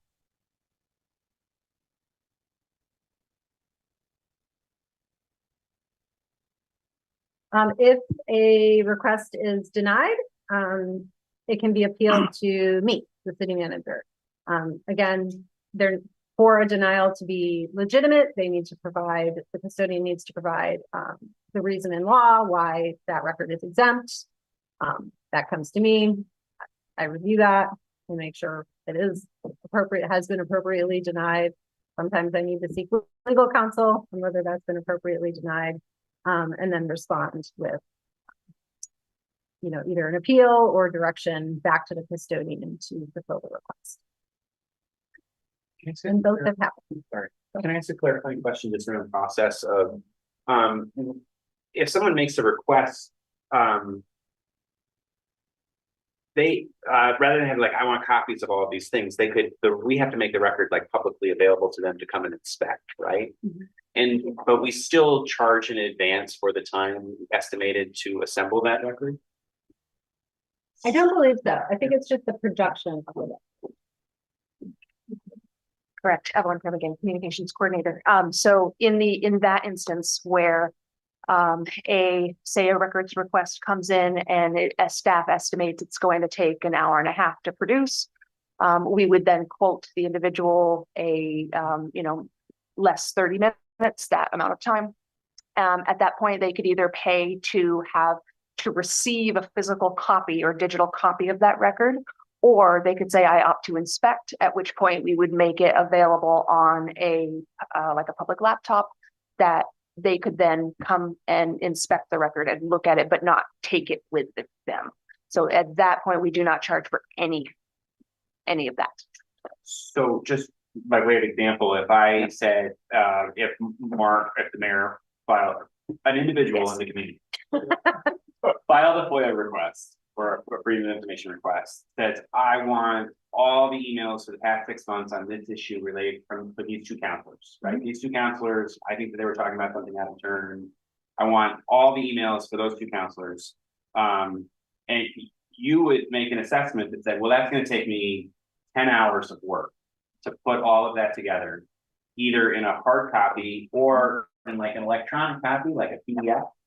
And then the requester could say, well, I don't want to pay for the paper copy. I want to see it on a laptop at the city hall. You would have to assemble all of that material. And would that person have to pay before the material was assembled? And so what would happen if the person requested all of that, the time was put in to create the record was then presented in an electronic form and the person never showed up to look at it? That happens. And that is part of kind of some of that our human resources, Tanya and I talked about during our presentation on public records. And basically the cost of the paper, say it is an email that we would then print out if they wanted a copy of that. The cost of the paper is, you know, pennies. All of the work involved in producing the record, whether it's going to be for a copy or an inspection, costs the same. So that's where the cost is really generated from the staff time to produce the record, whether it's, they just want to look at it in an inspection or have a physical copy. And we're just not authorized. Yeah, no, I'm just seeking to understand. Yeah. Council Brown. Yeah, my theory is that the public records law that we have on the books goes back to a time way back in history when records consisted of a couple of filing cabinets in an office. And so the question was, do we make a photocopy of this record that's in the folder and give it to the person and they take it away with them? Or do we just let them come in and open up the file cabinet and take a look in the folder? And that is so far off from how things actually are now, but that's kind of what the assumptions are all built on. So the idea that we can charge for the time it takes to make the photocopy of the record and give it to somebody. So that's like worth charging. But in reality, all of the work is really the same nowadays, whether you're actually producing a copy and giving it to someone, they can take it away with them, or if they're just looking at it. And so that's something where the law needs to catch up to how things actually work. Yeah, absolutely. And I would also just add that like, it is our intention to make all records that we can available ahead of time so people don't need to submit a public records request. Like we, of all people, the people who are the custodians of transmitting the records, we want to have this process be as streamlined as possible, which is why we make everything we possibly can available either on the website or in a binder that lives in like the clerk's office, for instance, or here in this building. So it's really records that are things like, yeah, text messages and emails that we can't just upload to the website, you know, and then have that be downloadable. That's where the real labor comes in. Clarification, sorry. Thank you. Support. And I will note, I did invite the lead to come do this presentation to you, but not with much lead time. So a week wasn't enough, but they are readily available and would be happy to come and, you know, answer any questions. Okay. All right, this is so rules of procedure. I'm noting it here. It was on my agenda. You will all actively adopt them once we're done with this orientation. We have a few more elements to cover, but I'm going to turn it over to your city clerk, John Odom, for a little info on Robert's rules. Should I stop sharing? Yes.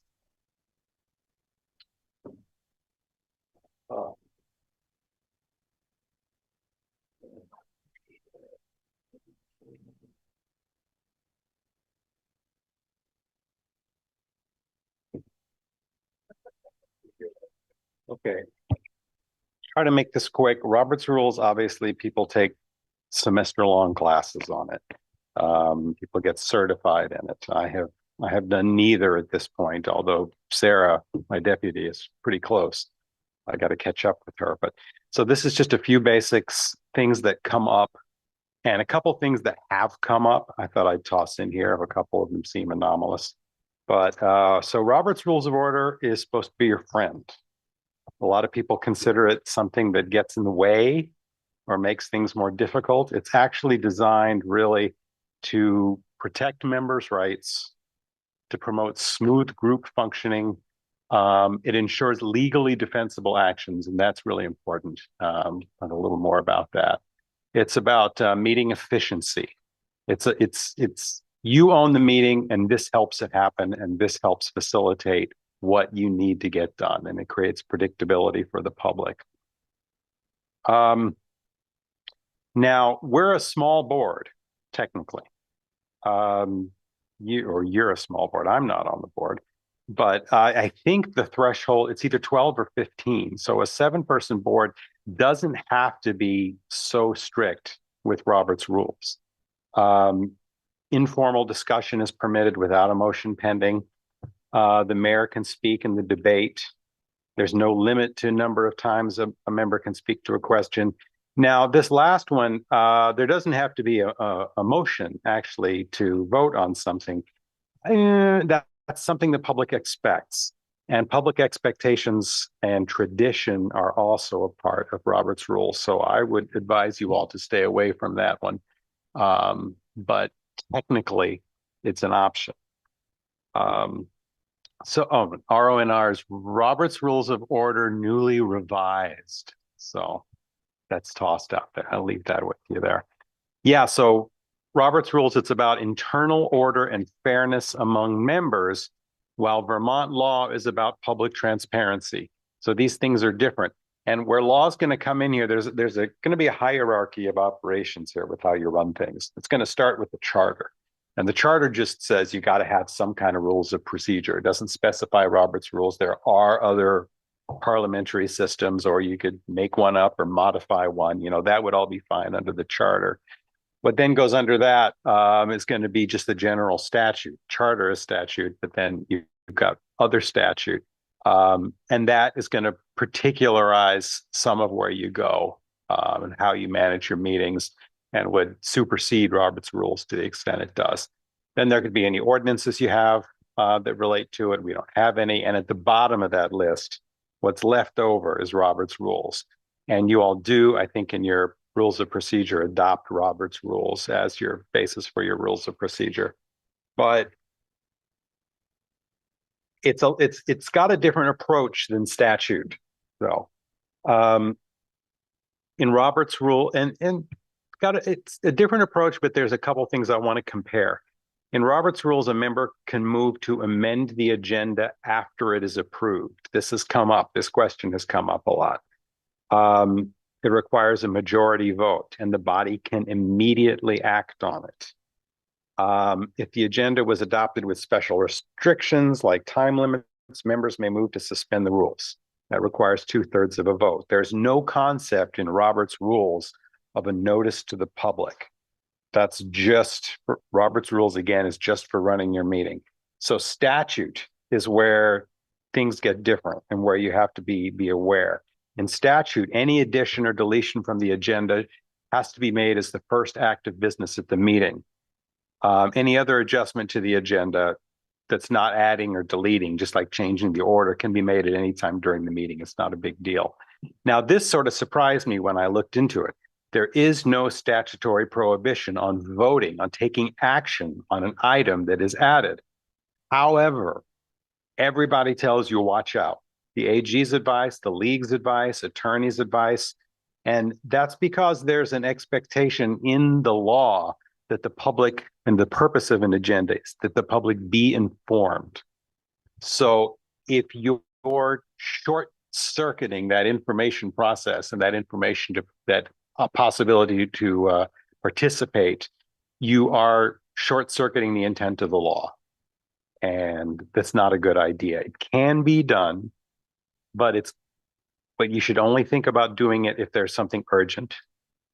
And if you do, you should explain in the motion why it's urgent. Get that on the record. So yeah, technically it's allowed. Watch out. Dangerous territory. Councilor Braddock's question. Yeah, I'm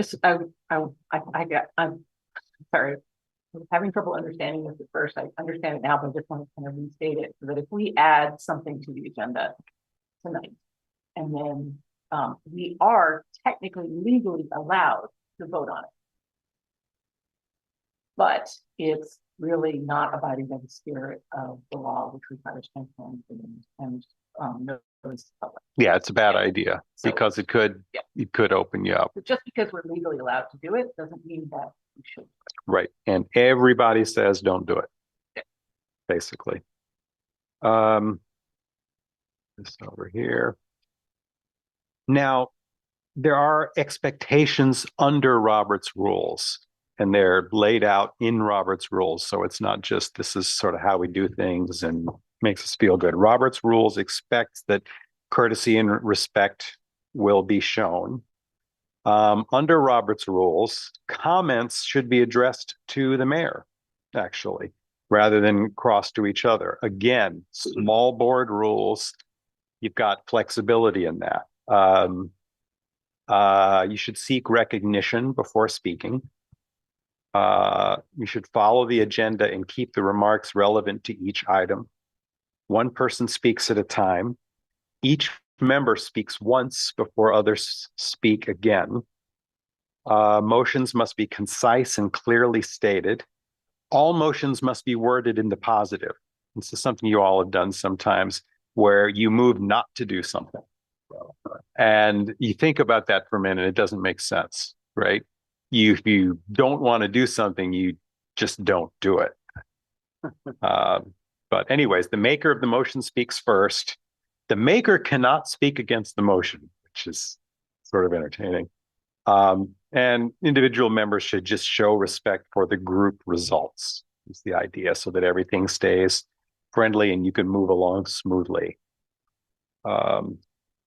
Now, the meeting presider is a group servant, enforces the rules of order and decorum, announces business in the proper sequence, recognizes members to speak, states the questions and puts them to a vote, announces the results of each vote and what action follows, and then expedites the business in front of them compatible with members' rights. So there is an expectation that through, Robert's rules enables you to move things along. Can I ask a question? Mhm. I've always been kind of confused about discussion of items of, an item's on the agenda, the mayor says, let's take up this item, maybe a staff member presents on the item, and then we just kind of start discussing. And then somebody might make the motion to take action, right? But then it's seconded, and then there's the opportunity for discussion. But what's the difference between the discussion before the motion and the discussion after the motion's been seconded? The small group rules, nothing. You have that ability to crosstalk without a motion being on the table. So it's not something you all really need to worry about. I think going along the way you have been is fine. Now the main motion, the basics of a main motion here. Manager Curry, did you have a question there? Oh, sorry. No, I just might propose something for consideration is, and you might want to ask clarifying questions in your first discussion, and then have deliberative discussion after the motion is made, like particularly if public hearing happens in the middle of that. Because then you've asked your clarifying questions, tried to get all the info on the table, heard from the public, and then you actually do your deliberation. Because I don't know how that lines up with Robert's rules, but I think. Councilor Alfano. I actually think that's a reason to discuss before the motion, because otherwise you might end up amending the thing, a couple of times after you just, if it's made initially discussed without all the information. So I think as long as it's limited, Yeah. you just go on forever. No, I'm fine. I actually really like, I really like what Kelly has said, that idea of asking all those kind of clarifying questions, that we know what we're making the motion on, and then actually the actual deliberation, right? And trying to persuade one another that comes through the discussion. If I might suggest that because the rules allow us to do either or both, that if folks have thoughts about this, come to me and we'll discuss and we'll refine our process over time. Yeah, you have a lot more flexibility as a small board. So when you make a motion, when no other motion is pending, obviously it takes a majority to pass. Any member can make a motion. Another member seconds, although we're going to get to that in a second here too. And then the one who is seconding it is basically agreeing to discuss. It's demonstrating that there's interest among the body to actually take this up. The presider states the motion. Members debate the motion and amend it if they wish. When discussion concludes, the presider restates the motion, calls for the vote, members vote. Presider states the result of vote, if motion passed or failed, and then what will happen as a result. So the motion carries, therefore we're going to do X. Basic how it goes. Now, a few other basics here. It is a mistake to say so moved. Simple motions can be easily stated. Take a moment to put complicated motions in writing. This comes up a lot. In a Robert's Rules context, people will write down their motions if it's going to be long and then read them out. And that certainly makes it easier for the secretary. A word on unanimous consent too, and this is just sort of jammed in there. Unanimous consent is a way not only to avoid a second, but to avoid a motion entirely. And that's if there's going to be if it's something very sort of perfunctory that everyone is going to agree with, like we can, like approving the agenda, you can approve the agenda by unanimous consent. You can, and it goes through as a motion unless someone objects to it. In which case you have to go through the whole, I move, I second, blah, blah. But you could use it on things like if no one has anything they want to come off the consent agenda to discuss, you could use it on the consent agenda. I've seen it used where there's an understanding or a motion to amend a motion that clearly there's universal agreement on, and the presider can say, we'll consider the motion amended by unanimous consent. That's probably as far as you'd want to push it. You need to ask. If there's no objection before you do Yes, that. yes, it You is. ask if there's any objection. That's what it If assumes. they Yeah. approve by unanimous. I mean, what you'll see them do in like Congress or something is the presider will say, without objection, we'll consider this approved. And then there's an opportunity for an objection. Yeah, exactly. Oh, sorry. On that part where it says, so don't say so moved. A lot of times when, like the mayor may say, we're appointing, a member is up for appointment. Somebody just says so moved. So we should say, I move the appointment of the member, That's proper under Roberts. Yeah, because we've done that a number of times. that's So common. and It's I think super common. we're all guilty of it at times. That's So- super common. Everybody does that. Yeah. It's one of those things. Yeah, I think what Job is suggesting is that we try to avoid doing that in the future, just to be super clear about everything. Yep. I like Yeah. that. well, that's why I was asking that, because we've done that quite often. Thank you. They do that in my clerks meetings. It drives me crazy. People. So All right. So we should second, remind somebody if they say so move. No, we're not doing that. Okay, thanks. so for a motion, a second is proper, but it's actually not necessarily required. If the chair is certain that a motion meets with wide approval, they may state the question without waiting for a second. Until debate has begun, if debate has begun, or if there's no debate, a point of order may be raised to require a second. So if you start debating, somebody can say, wait, point of order. It hasn't been seconded. I want a second. And then you formally get a second, but it can be moved by if there's essentially universal agreement that it can be, at least implicitly. And it seems like the other end of that is if no one raises that issue, it's considered to be moved and seconded. Yeah, there's The been debate itself. a couple times over the last few years, a motion's been made that wasn't seconded. And I've gone back and reviewed the tape and it wasn't seconded, but under Robert's rules, that's okay. Now, just in case there is a question, because not everybody understands that, when that has happened in the minutes, I've quoted chapter and verse from Robert's rules and plugged it in there. But that is okay. Yeah. I don't advise that because again, there's a public expectation. There's a public understanding and it's tradition. So I think I wouldn't fall into that one too much if I were you. I was just thinking in the event that it occurs. And Yeah. someone later says, oh, that wasn't seconded. You're still covered under Robert's rules. Yeah, exactly. Now a motion to amend must be related to the main motion. Oh, I'm taking a long time. Sorry about this. I'll pick it up. I can't see my own slide here. I cannot negate it or convert it to a different motion.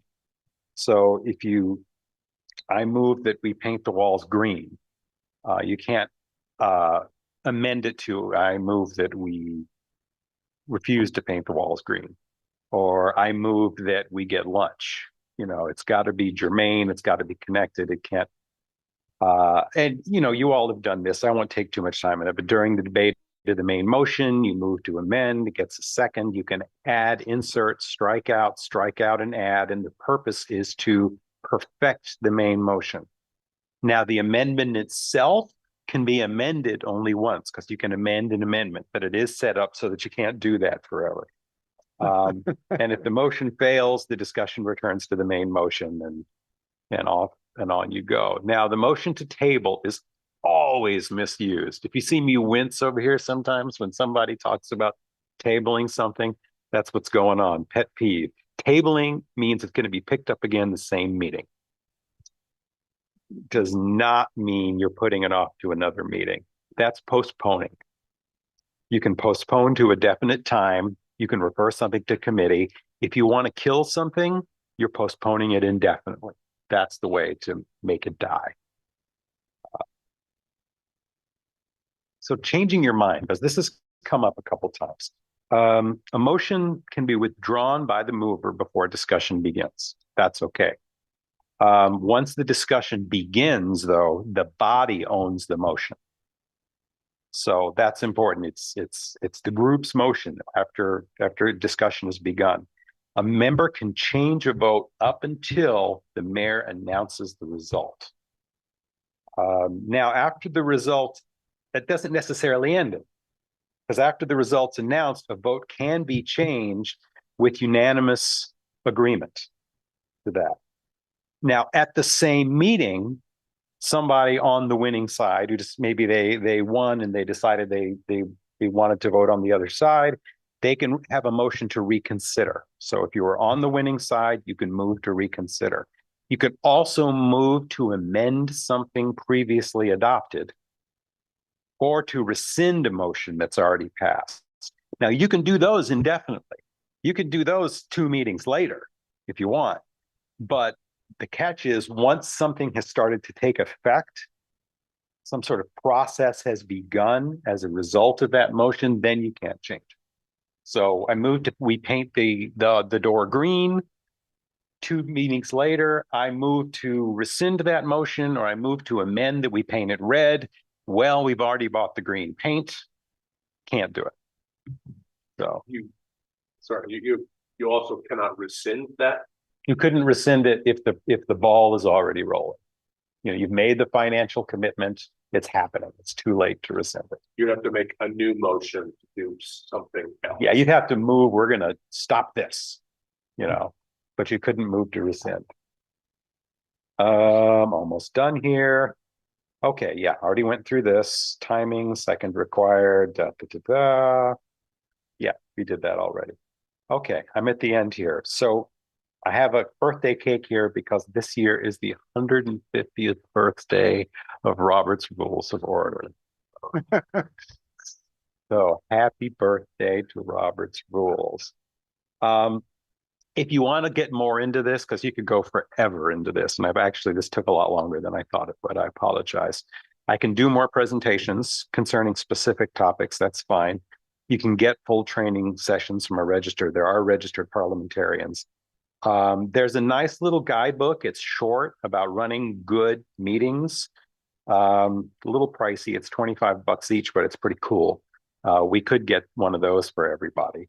You can take time at any council meeting to discuss anything, or you could, you can create, like I say, the charter doesn't say you have to use Robert's Rules. So you could, if you wanted to, get into it and look into something else or make some personalized modifications, and you could create a rules committee to do something like that. But boy, does that sound like a pain. So, but yeah, so that's all I got. Thank you. All right, I have a few more questions to share. And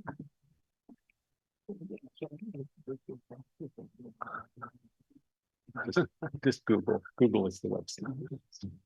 The country was behind 100 years. We worked without Robert's Rules.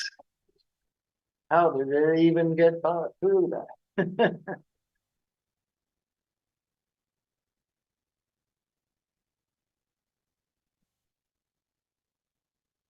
I'll just say, so we've gone through some very formal ways that you all interact together, and you also have some informal ways that you have all elected to interact together with the focus and goal of productive meeting. And so I'm just repeating these in here. They're also again in your manual. They're hung up here at every meeting, but the group norms that you all have adopted. Be fully present, safe communications outside this room for breaks. Sorry, this will catch up with them. Speak our truth in a respectful manner using our finest and kindest words. When we express dissent, we communicate why. Listen for understanding, and if we wonder, ask. Respect others and allow them to talk without interruption. Focus on the issues, don't personalize discussion. Come prepared. When a council member feels someone isn't following the group norms, use this language. We have all agreed to group norms. Sorry, I hope this advances here. But if not, that's okay.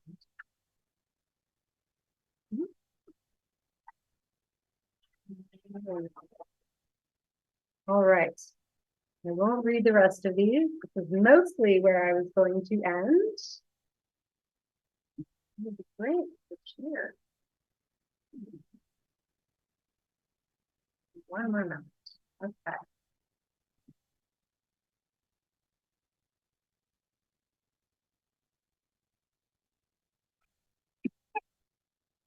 Can be part of the reason why you have group norms to productively communicate with one another. Support innovative thinking, assume best intentions. We will monitor our group discussion and strive to stick to substantive issues. Don't pigeonhole one another and don't assume that previous perspectives represent current opinions.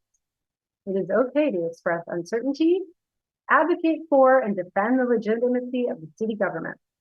Acknowledge that government processes can be messy and be flexible and open to the imperfections of our processes.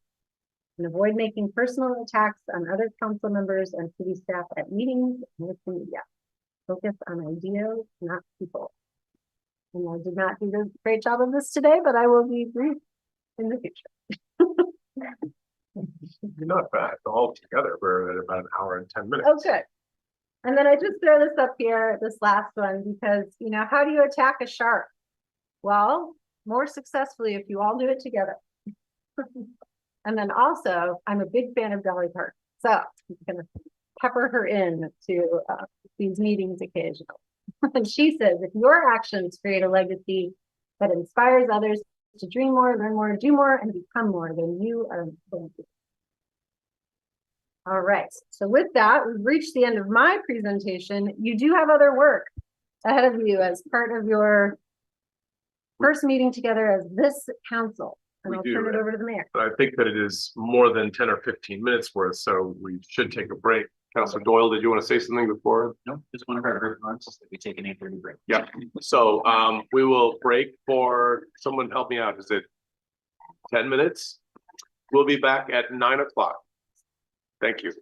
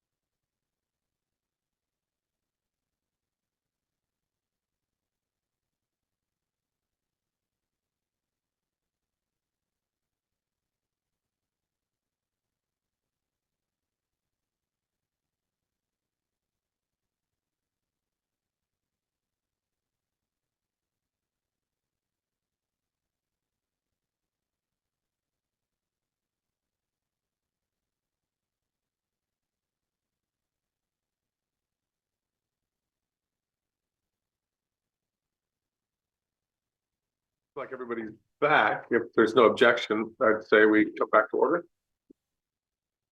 All right, hearing no objection, we're back to order. We're moving on now to 12, which is, I'm just gonna read forward a little bit so we know what to expect. We're gonna readopt the rules of procedure.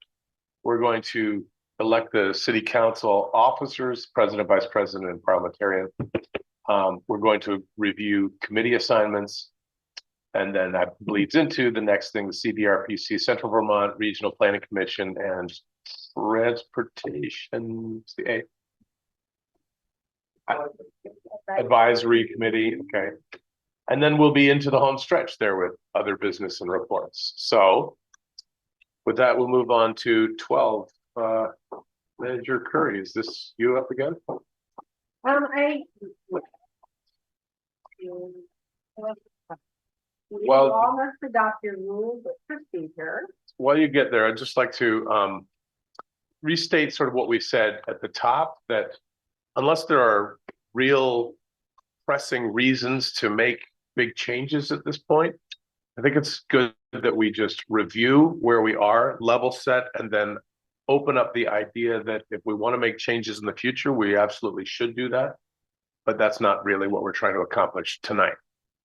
All right, go ahead. Thanks. Absolutely. So you must adopt your rules of procedure at the initial meeting post-election every March. And so they're in your packets. They were also copied and found in the manual.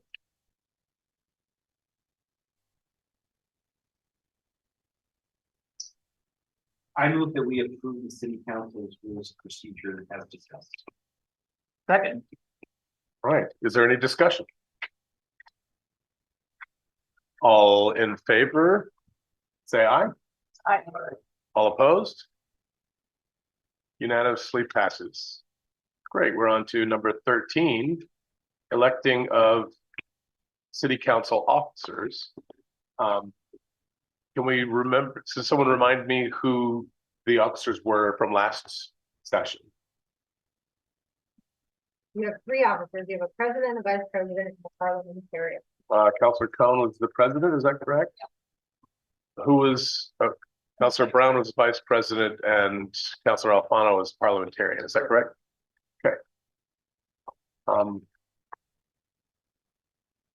would move to re-elect Councilor Khan as president. All right, I'm going to try something that that Mr. Odom just said. Well, we don't want to get in the habit of skipping seconds, right? Is there a second?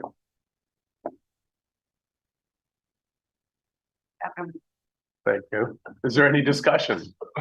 The motion on the table is to reappoint Councilor Cohn as president.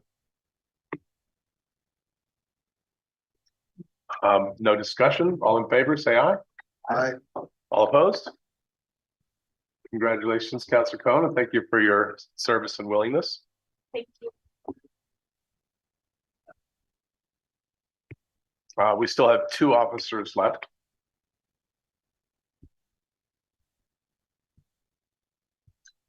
May I make a suggestion? Yes, please. It might be customary to ask if the former wishes to serve again. No, good idea. Would not be interested in serving as vice president again. I think it's helpful if these are offices that rotate through people, and I don't think that it serves anybody for me to hang on to the office of vice president yet again. I think if we wanted to establish some kind of progression or some sort of logic or plan to it, that'd be great, but we don't have that currently. And so I have been a parliamentarian. I have been the vice president. I don't want to be the one of those. Okay. Councilor Brown, thank you very much for that. Being my first meeting, I wouldn't have been able to foresee such a thing. So perhaps next year we could move forward. We have voted on a president. Would you care to nominate someone for vice president? You don't have to, of course. Just okay. Then we will table that because we're gonna come back to that in just a moment, right? You know, That's not, we don't table. All right, so I was gonna move to Sal for talk about parliamentarian and come back, but, I would nominate Sal Alfano for vice president. okay, Second. all right. Is there any discussion? Okay. Well, first, are So you, much fun. are you willing to accept that role Yeah, if that's issued? fine. Okay, is there any other discussion? All right, all in, the motion on the table is for Councilor Sal Alfano to take the role as vice president. All in favor, say aye. All opposed? All right, unanimously passes. Thank you, Councilor Alfano. And now we have the role of parliamentarian to be filled.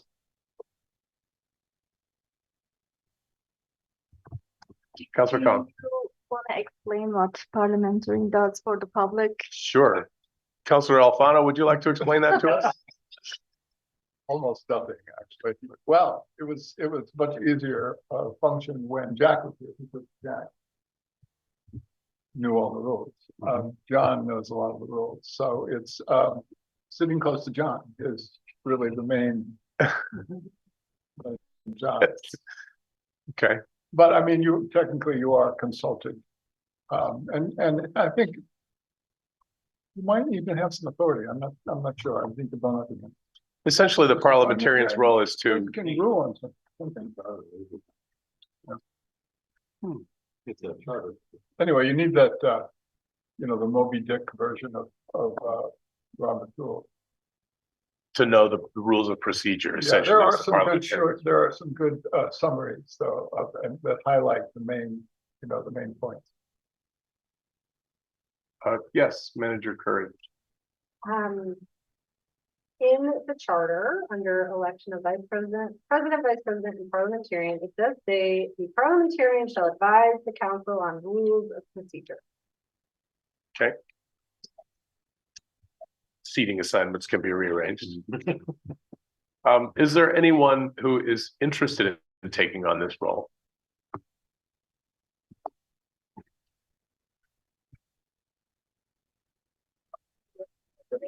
Great. I'd be happy to take any. I'll second that. No. Okay, so the motion is that Councilor Van Doyle will serve as parliamentarian. Is there any discussion? Hearing no discussion, all in favor, say aye. Aye. All opposed? The motion passes unanimously. Thank you, Councilor Doyle, for your willingness to serve. Thank you. Yeah. All right, I think that concludes that item, and we're now on to what may or may not take more time than that, which is item 14, committee assignments. Before we move to any motions, is there general thought from anyone about their desire to change committee assignments, step down from committee assignments, et cetera? Councilor Gill. I think this is the perfect time to talk about committees. So we do have a policy that we've discussed. I would like for the council to bring that back to an agenda item and consider adopting that policy, because I think it will help inform these committees, which are deemed active. Right? So I don't even know what some of these committees are doing. I haven't heard from them in years. So, I mean, we can talk about it and discuss it, but I don't know if I want to go through my personal opinion. I don't know if I want to go through this list today and assign ourselves to committees that I have no idea. In the policy that we will hopefully adopt at some point will be quote unquote active, right? So some of these may be sunsetted based on a policy. And I think we need to get some serious structure around these committees before we continue moving forward. That's my 2 cents. Councilor Brown.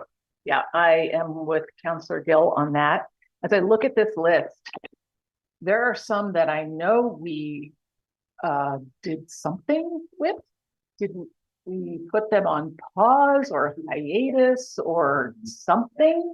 But I wouldn't have expected to see them on this list. So like there's Social and Economic Justice Advisory Committee. is one that is definitely not active.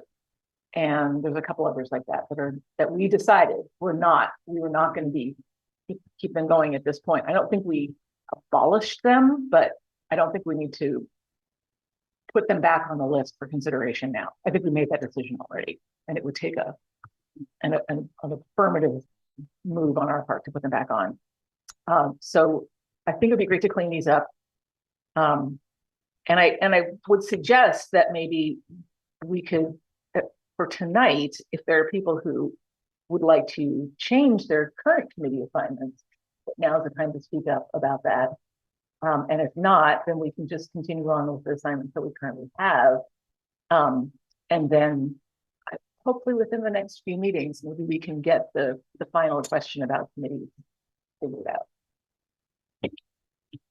Councilor Cohn. So I was listed under Public Art Committee, and if it is possible, I wanna move back to Montpelier Alive.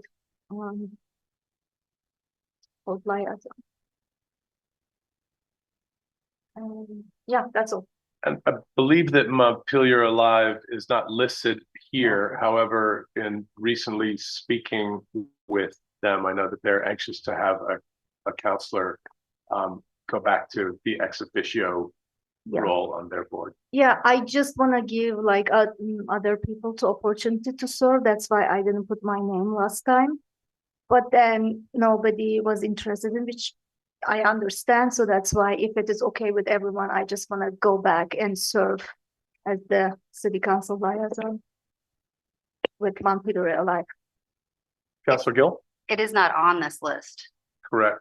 Okay, Because Montpelier Alive is not a city, somebody correct me if I'm wrong, Montpelier Alive is not a city committee, but there is an ex officio seat on the Montpelier Alive board that has been, and Councilor Cohn did fill it for, I think, at least 2 years running, your first 2 years on the council, and then in this past year, she stepped aside so someone else could have the opportunity, but no one stepped forward, and she's asking to resume that role.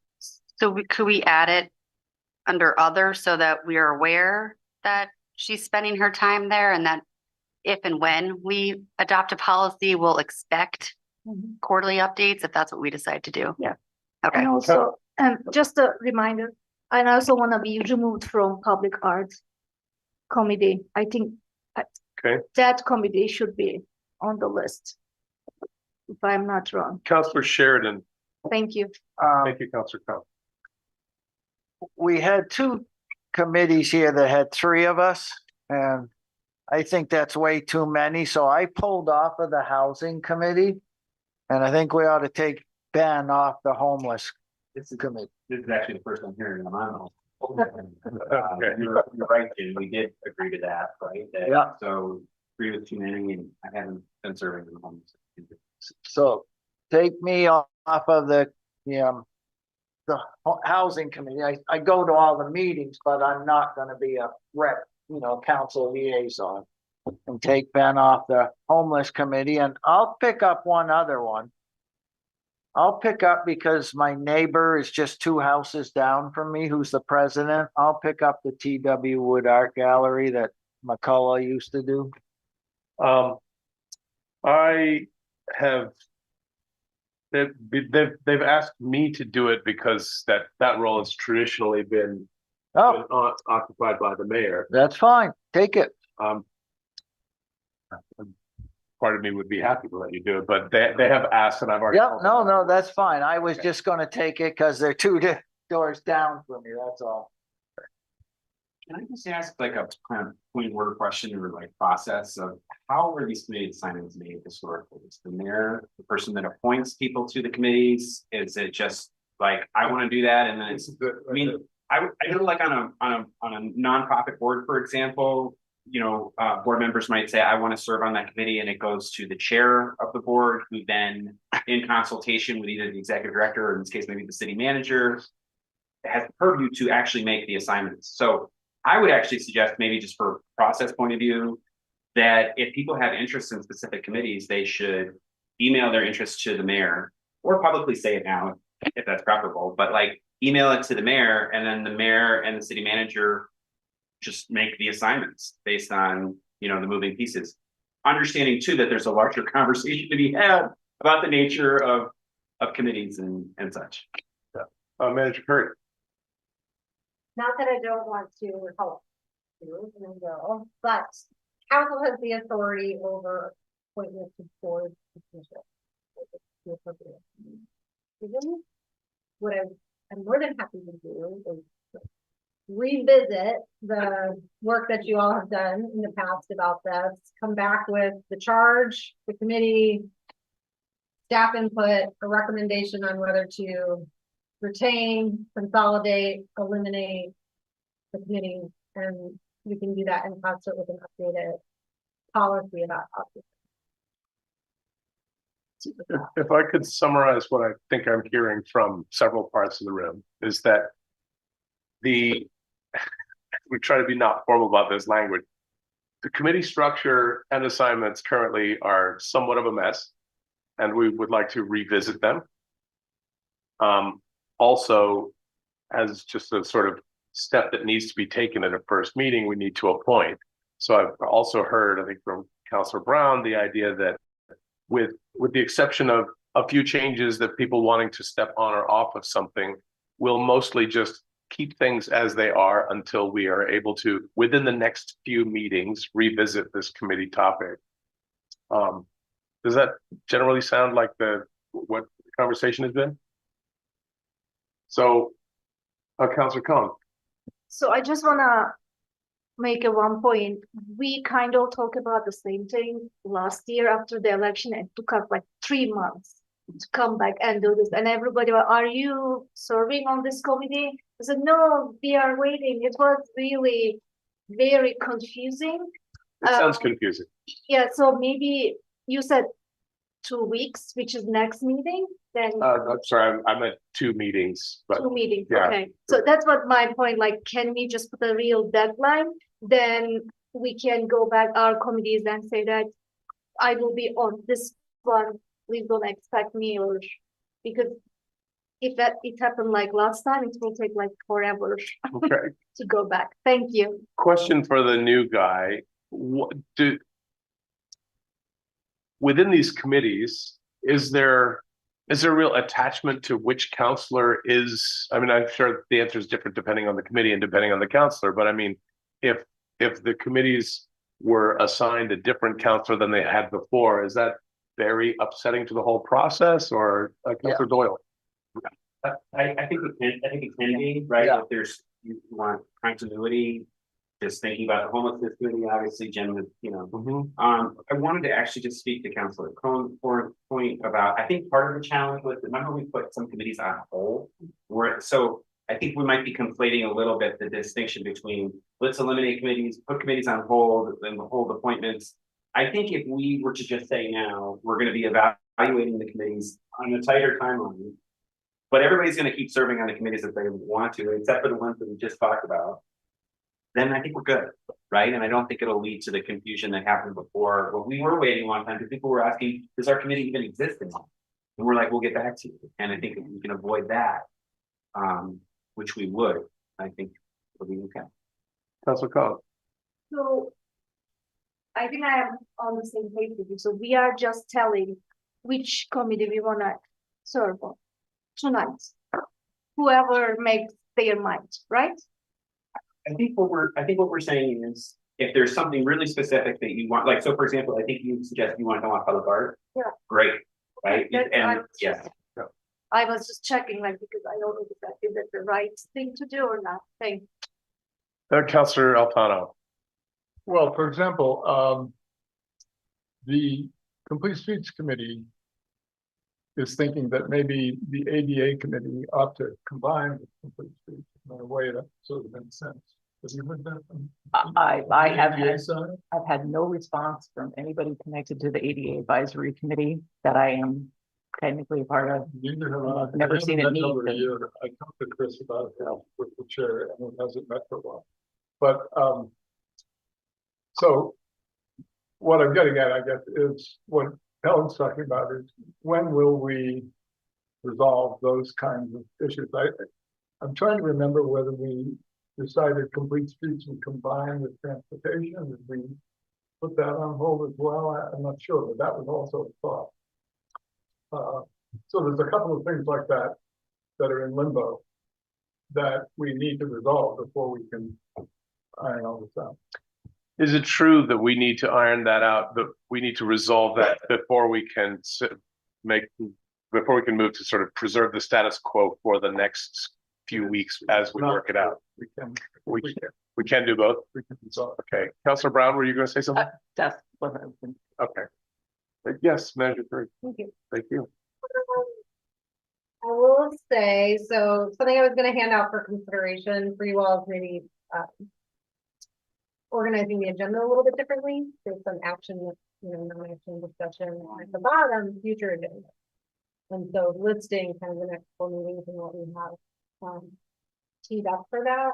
Right now, for the 8th, which would be 2 meetings from now, we have scheduled a second public hearing on a sprinkler ordinance that we'll discuss the 25th, the first reading, second reading, April 8th. And the housing assessment that the Regional Planning Commission has prepared, and we'll come and present that to us. And I think we could put this community policy on the agenda for that day and bring back the discussion that you already started and come back with some recommendations. And I'd like to suggest that we not try to put this topic as a discuss and make decisions all at the same time. No, but recognize that we're not trying to drag this process out for months and months, but perhaps allow us to gather feedback. If folks want to offer feedback to Manager Curry through email or through conversations, we'll have a discussion at an upcoming meeting, and then we will make a decision at a subsequent meeting. Can I clarify that? I think we have like a couple. Actually, Adrian, maybe I'll defer to you. You already have something on this? Yeah, so the policy, I mean, I think we've had 2 or 3 meetings about the policy. So everyone has reviewed it. We provided input. We were supposed to adopt it in November, and then November happened. Everything just like stopped. And so I don't remember exactly what happened, but we were going to adopt the policy so that beginning of this new year, the goal was to start, invite all these committees in and utilize the policy. Like, it's all written in the policy to get an update, to look at what their annual plan is, to align our goals, to start the quarterly reporting. Like, it's an entire cadence that should begin right now. Okay. So we want to hear from all these committees, and that's going to take time, right? I mean, this isn't the policy that we can still obviously, negotiate, but this was the vision, was in the beginning of each year, we get an update from them. It could be written, they can come into council, but we need to understand what their work plan is for the year. Like the housing committee, just an example, we've gotten a couple emails that they're working on stuff, but as a council, we really should understand what their 12-month work plan is that aligns with council so that we can approve it. And then we get those quarterly updates as they progress through their work. And the whole purpose of this is to really avoid the problem that we had in the past, where we had committees working on projects for 1 to 2 years and never provided updates to council. And then they came with an entire presentation and a proposal that no one on council even knew what they were doing. And, the council voted no on something and everyone resigned. So we want to have that never happen again.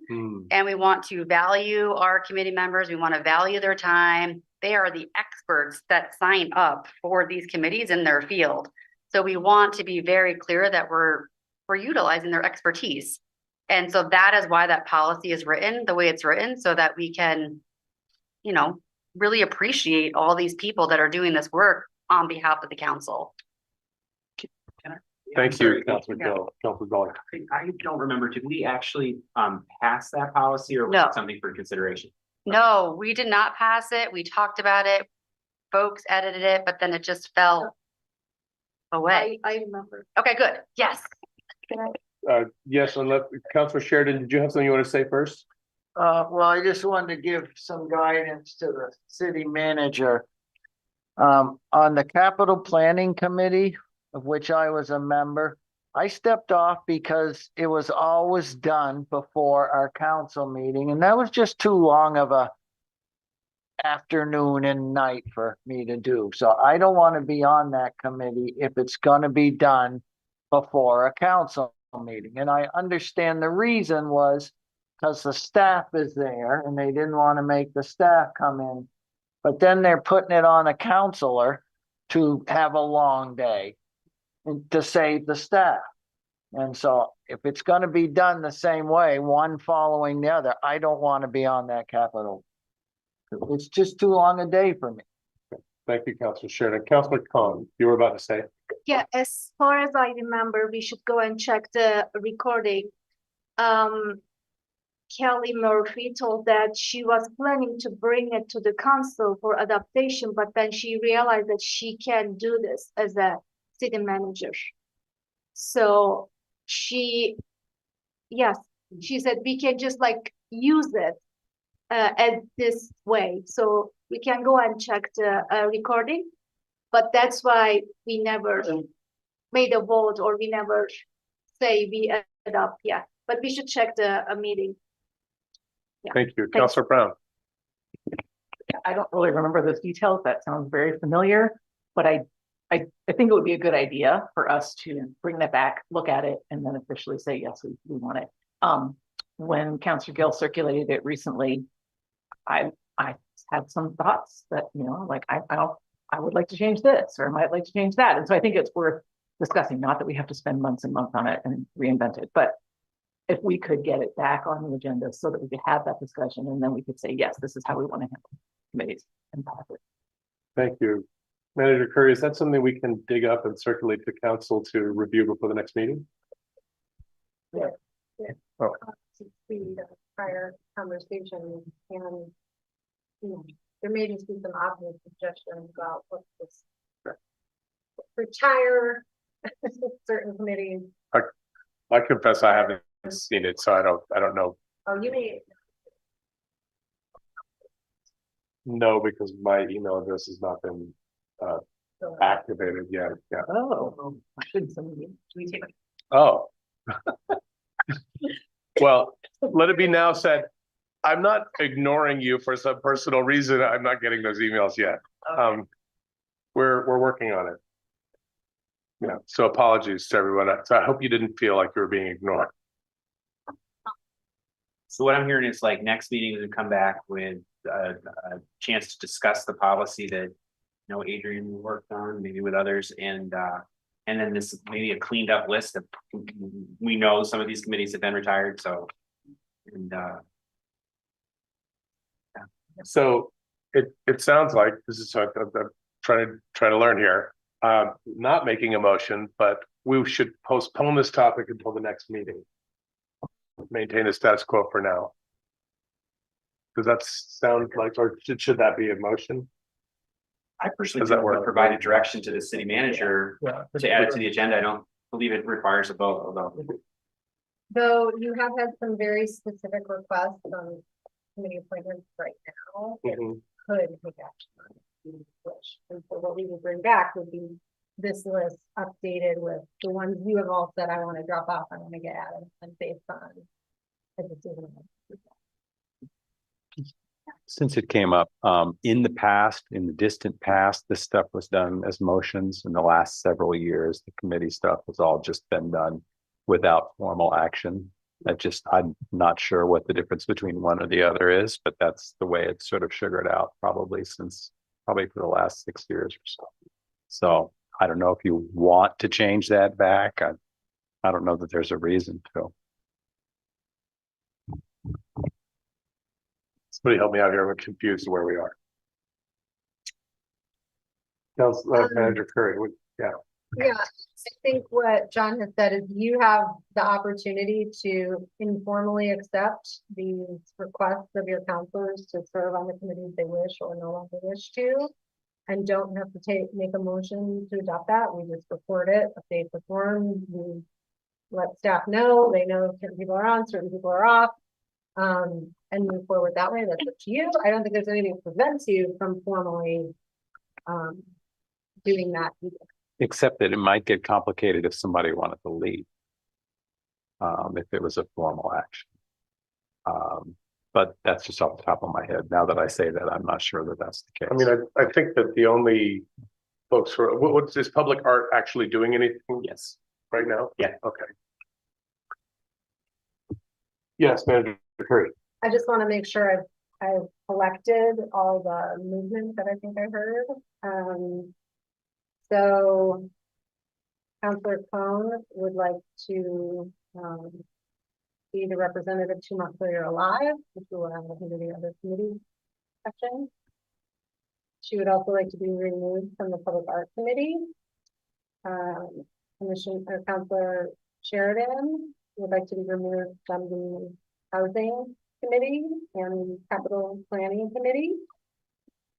Councillor Doyle would like to be removed from the Homelessness Committee. And Mayor, you would like to be added to the T.W. Wood Gallery Committee. Yes. I think that's also what I have in my notes. Councilor Brown. I found it. I found who appoints committees and how it works. It's not in the charter, it's in the ordinances. Okay. The mayor appoints members. Oh, great. Then everybody stand by for your assignments. Yes. Annually, the mayor shall appoint from the members of the council such committees as may be necessary for the proper conduct of business of the council. And probably the mayor gets to decide what to do. Great.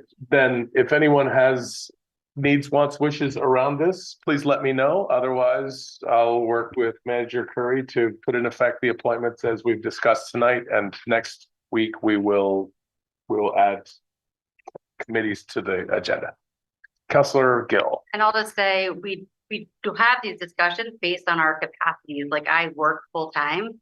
So there's very limited extra time I have to participate in the committees. That's why I've dedicated my entire extra time to the subcommittee.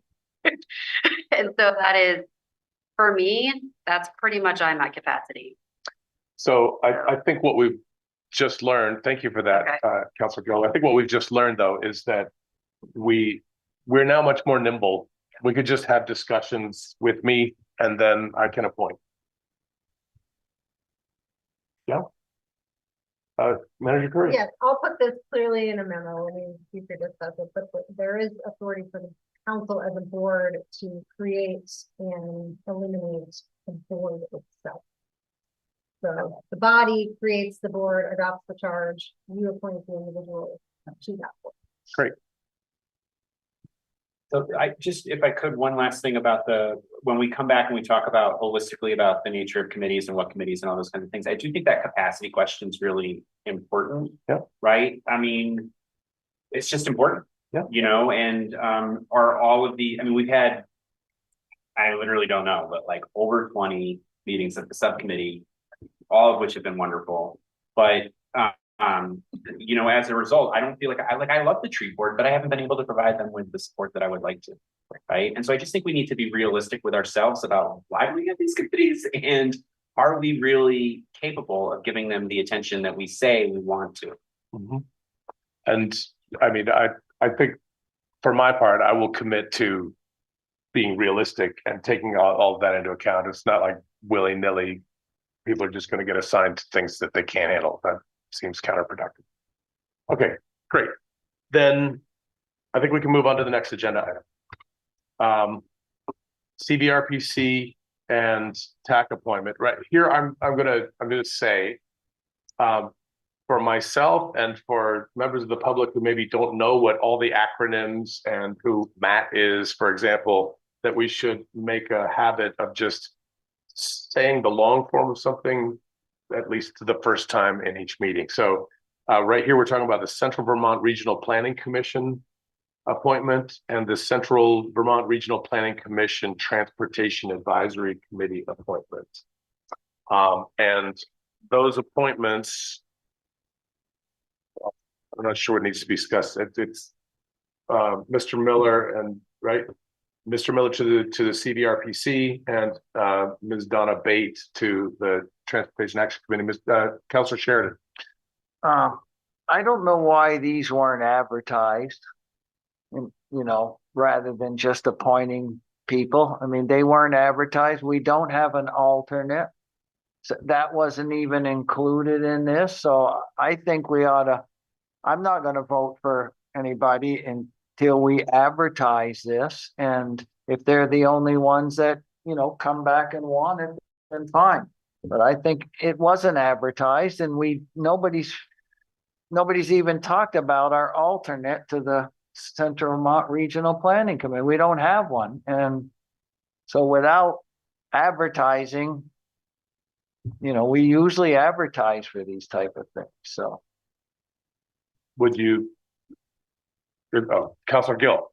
Thank Yeah. you, Councilor Sheridan. So this kind of raised a little bit of a flag for me because couldn't remember the exact moment in time because we have a lot of meetings, but something came up when we did have a discussion in the past about the Central Vermont Regional Planning Commission and Mike is on that board.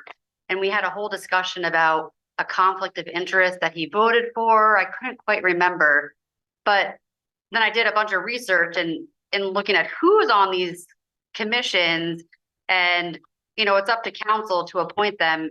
And there's a couple different ways to look at it. So I'd like to get some more information in terms of like a staff person representing, you know, council on this commission, or would we prefer to have someone from like the planning commission, from a policy perspective? Like there's different ways to position this governance commission. It's a very important commission, but as a council, what representative do we want to have? Do we want to have a staff representative coming from that staff perspective, or do we want someone more of like a policy governance representative? Because it's totally different. So I think we do want to, I would say, let's just get some more education on how we want our representative on this important commission, because we have a lot of stuff coming up.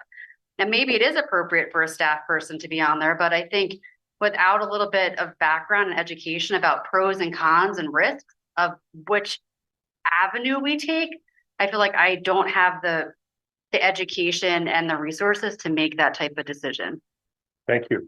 Anyone else perspective before we make motions? Yeah, I mean, I would just say that I respect that. I think that that's, you know, appropriate if you have questions about it. But I also want to just acknowledge, I think both of these individuals have served our city in numerous capacities with distinction for years. And I think, you know, certainly I have extreme confidence in Mike Miller, representing us at the commission, but I understand really what your question is, and I think it's worthy of exploration. I just want to acknowledge their expertise and service.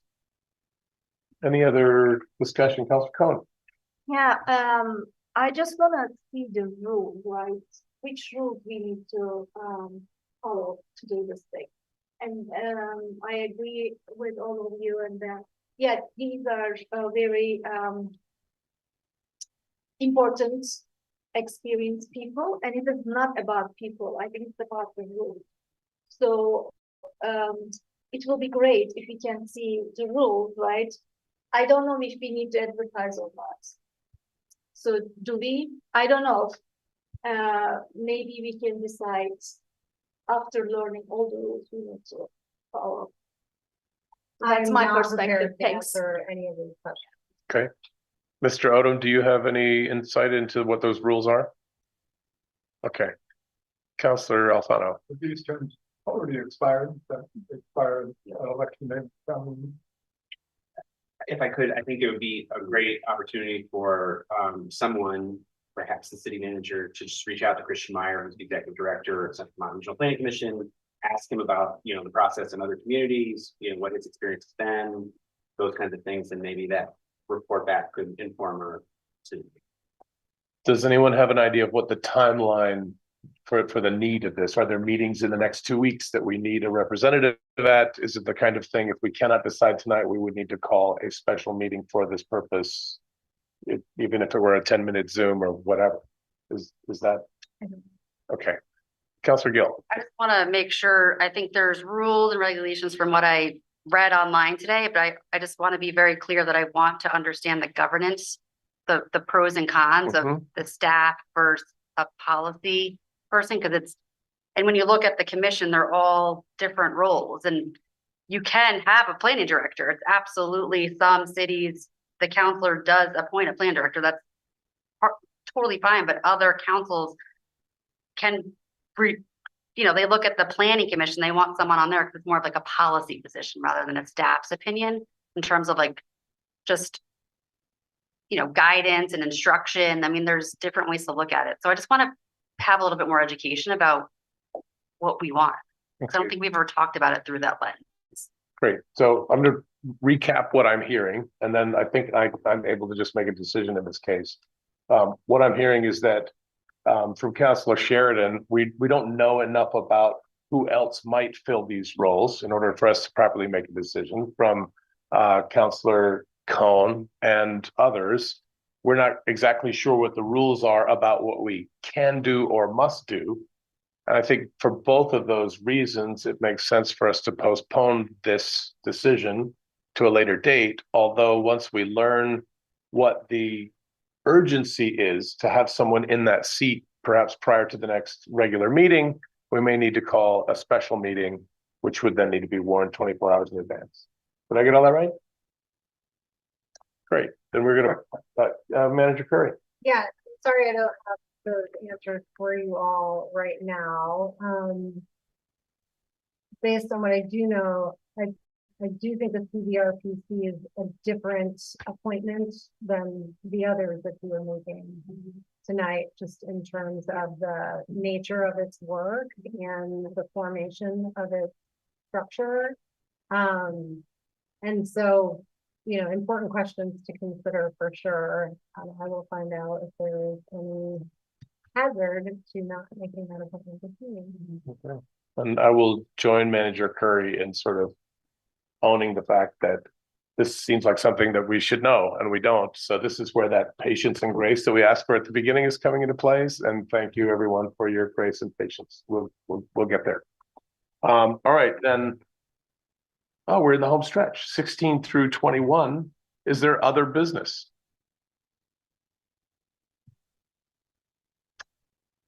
Hearing none, we're going to move forward to 17. City Council reports.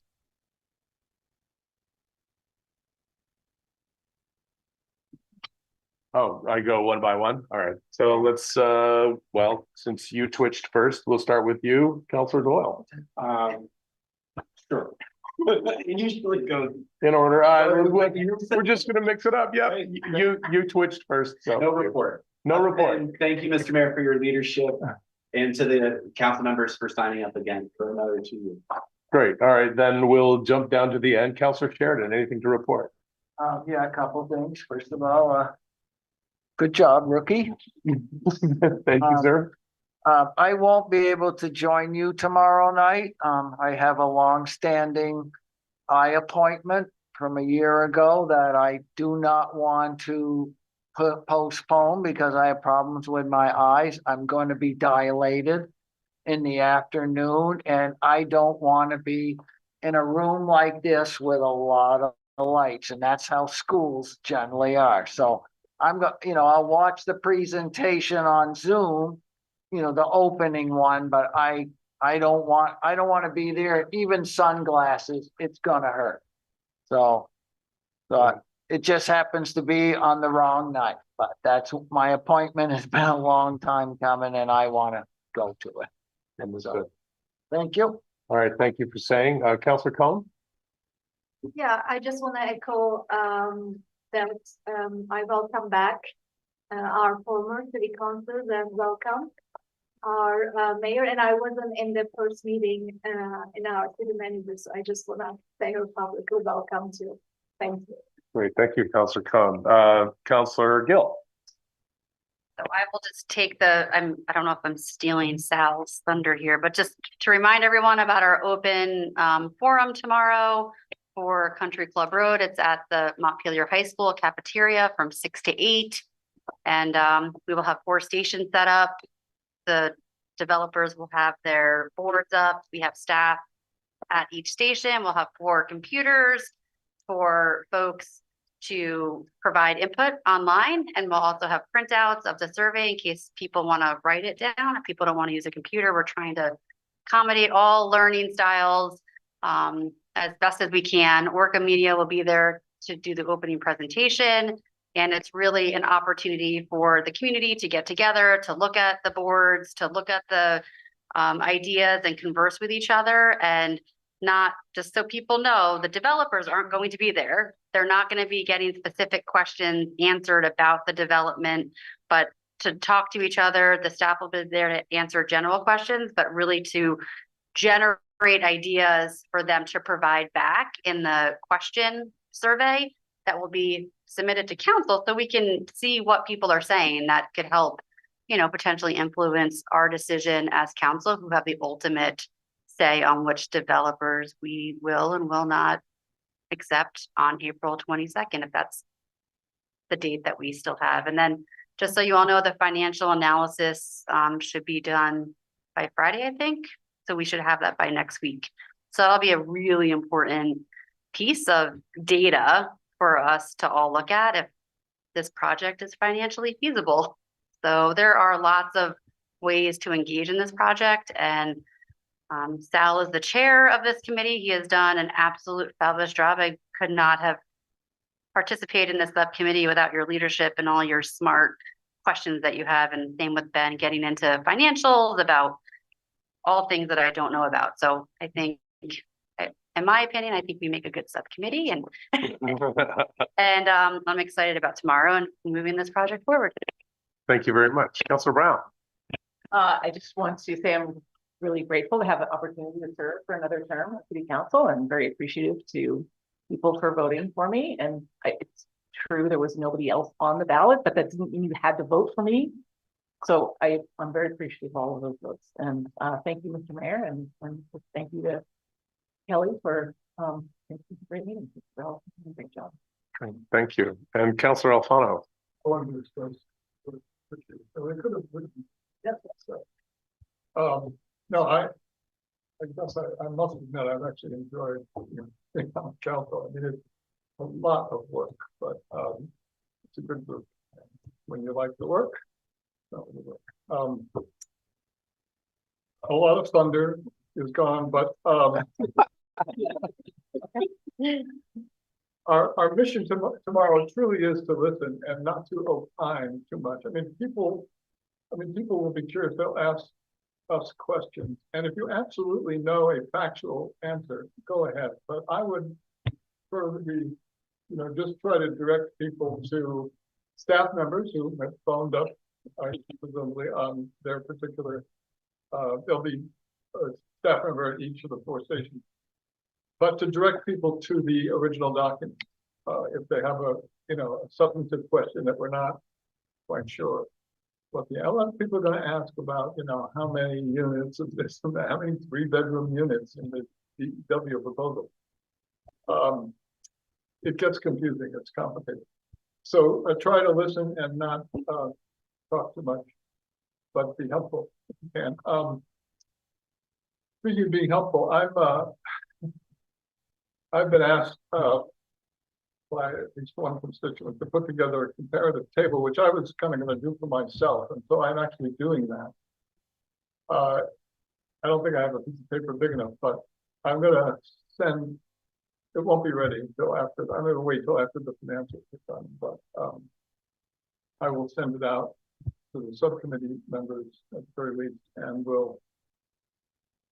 I hope we'll be able to use it to do some comparison. I think we also ought to plan we were talking earlier, we also ought to plan a in-person meeting where we discuss what we can. I mean, some of the financials will be in executive session, but it's going to be hard to make the final decision, I think, via Zoom.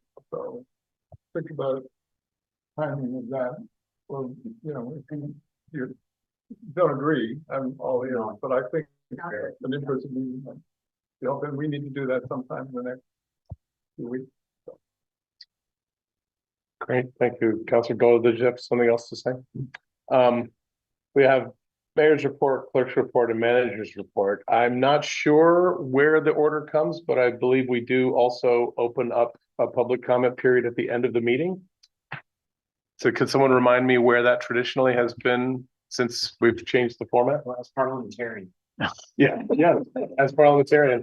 What we have been doing recently is during general businesses and appearances, members of the public can speak on any topic, whether it's on the agenda or not on the agenda at that time. Then we conduct the meeting. It's a purview of the mayor, right? If want to add additional public comment, but then prior actually to council reports, we've been opening up again for another opportunity for public comment to, again, members of the public can speak on any item in the agenda, comment on discussion that they've seen. And then at the conclusion of that, it's been councilor updates followed by, I actually don't remember how it works. If it's the mayor and then the city manager. The mayor, clerk, That's what it says here. So unless, I mean, if there are, I hope there are no objections, but in order to make sure we don't deny the public their opportunity to speak, it should have happened before council reports. Are there any members of the public who would like to say anything before we move forward with the rest of the agenda?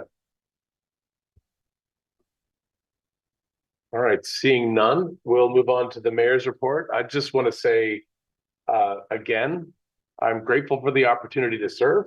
I'm grateful for your patience and your grace as we learn our way through this. I feel like tonight's meeting went well, and I feel confident that we're gonna go from noob to rocking it in a very short amount of time. Having said that,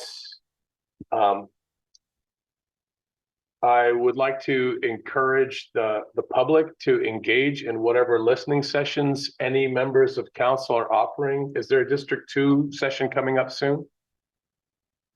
Councilors Cone or Alfano? Third week of the month. Yeah, 21st. The 21st. Yeah. Okay. So the 21st, I will hold one at 8 a.m. at Cafe Noah this Friday, as I had been doing during the campaigning. And I think it would be great if we all collaborate where it's appropriate and make sure that we notify and support each other's efforts to engage more with the community. We have Councilor one Schrader. April 4th, 9:30.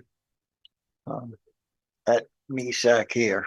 Okay, April 4th, 9:30 at least. Are you're ready? Thank you. I think that's a Saturday. Okay, great. That's the District 1 listening session. District 3, I'm sorry. Yeah. We invite anybody. Okay. We too. Yay. Oh, I'm loving this. All right, so maybe next time we're looking at you, District 1, but that's the end of the mayor's reports. Mr. Odom, is there, I don't know what honorific to give you, Clerk Odom. Just you over there, that guy. If you're looking at me, I know who you'll be talking to. Okay.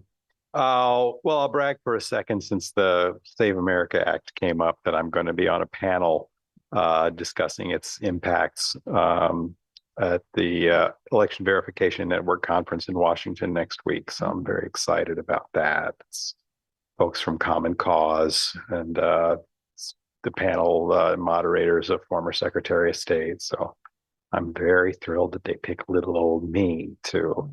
Other than that, Board of Abatement meeting is likely to be that we'll get this out formally this week, but we're probably going to have one on March 31st. That's a Tuesday. And you should be hearing about that shortly, but just so you know it's coming. Great, thank you very much. Councilor Curry. I mean, sorry, Manager Curry. Kelly. Kelly is great. Okay, so being flat-footed on the CVRPC appointment, I pulled up and those appointments run July 1st to June 30th. So there's no gap between now and thinking about it next time. That is a couple. And we'll bring back the information as requested. A few things, I think we've been observing ice jam weather and conditions over the last few days. It looks like they've cleared up nicely, but shout out to our public safety team who's been keeping an eye on that and who deployed the long reach excavator in the event that we might have needed it. We have had that plan, they had that planning all teed up. So appreciate their attention to that. I got to drive around and see all the ice jam locations here yesterday. Super fun. Also just want to thank our DPW team who hosted a staff lunch for all the staff today for kind of Patty's Day thing. That was a really lovely team building, and I was grateful to be able to attend, and great spirits and camaraderie. So many thanks to all who cooked and planned and cleaned and hosted staff for that.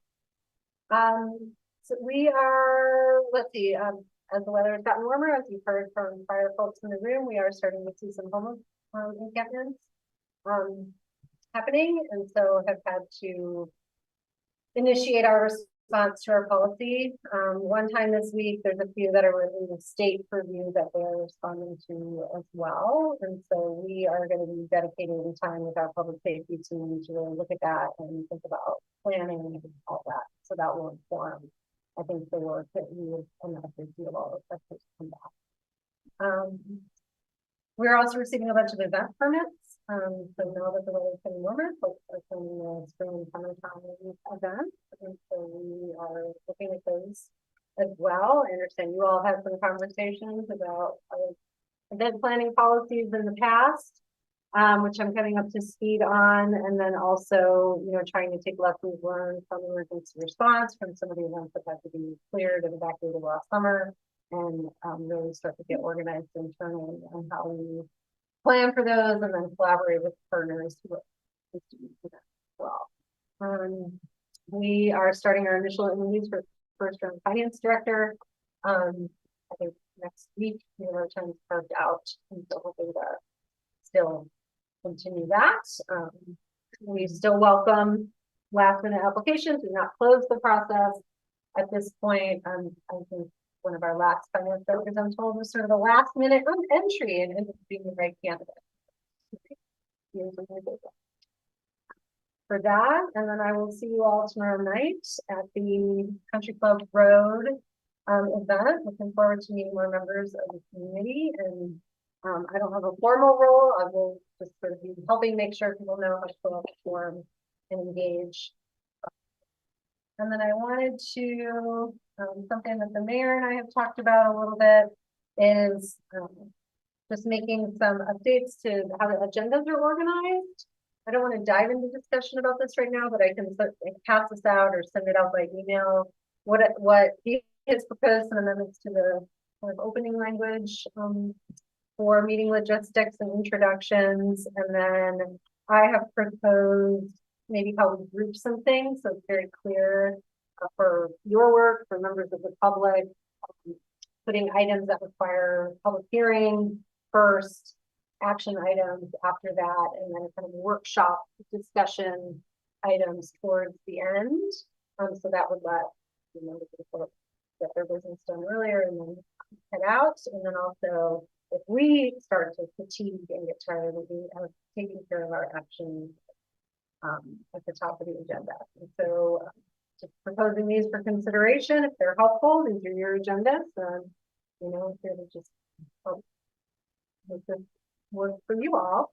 And included in that, I've just turned on here a review of future agendas and listed the date and then the topics that we have, at least at the staff level, think that are coming in the future dates and what we're prepared for. And then we can sort of look and say, well, looks like we have a lot of room on this, as opposed to adding an hour on the 30th 3-hour, 4-hour meeting and say, let's take it to one where we don't fill up. So you can give me your input on this as you like and help with Mark, and we'll continue to refine this if it's again. And I think that's it. Thank you, Manager Curry. Thank you, everyone else. I am stoked. I believe we are adjourned at 9:57 p.m. Thank you.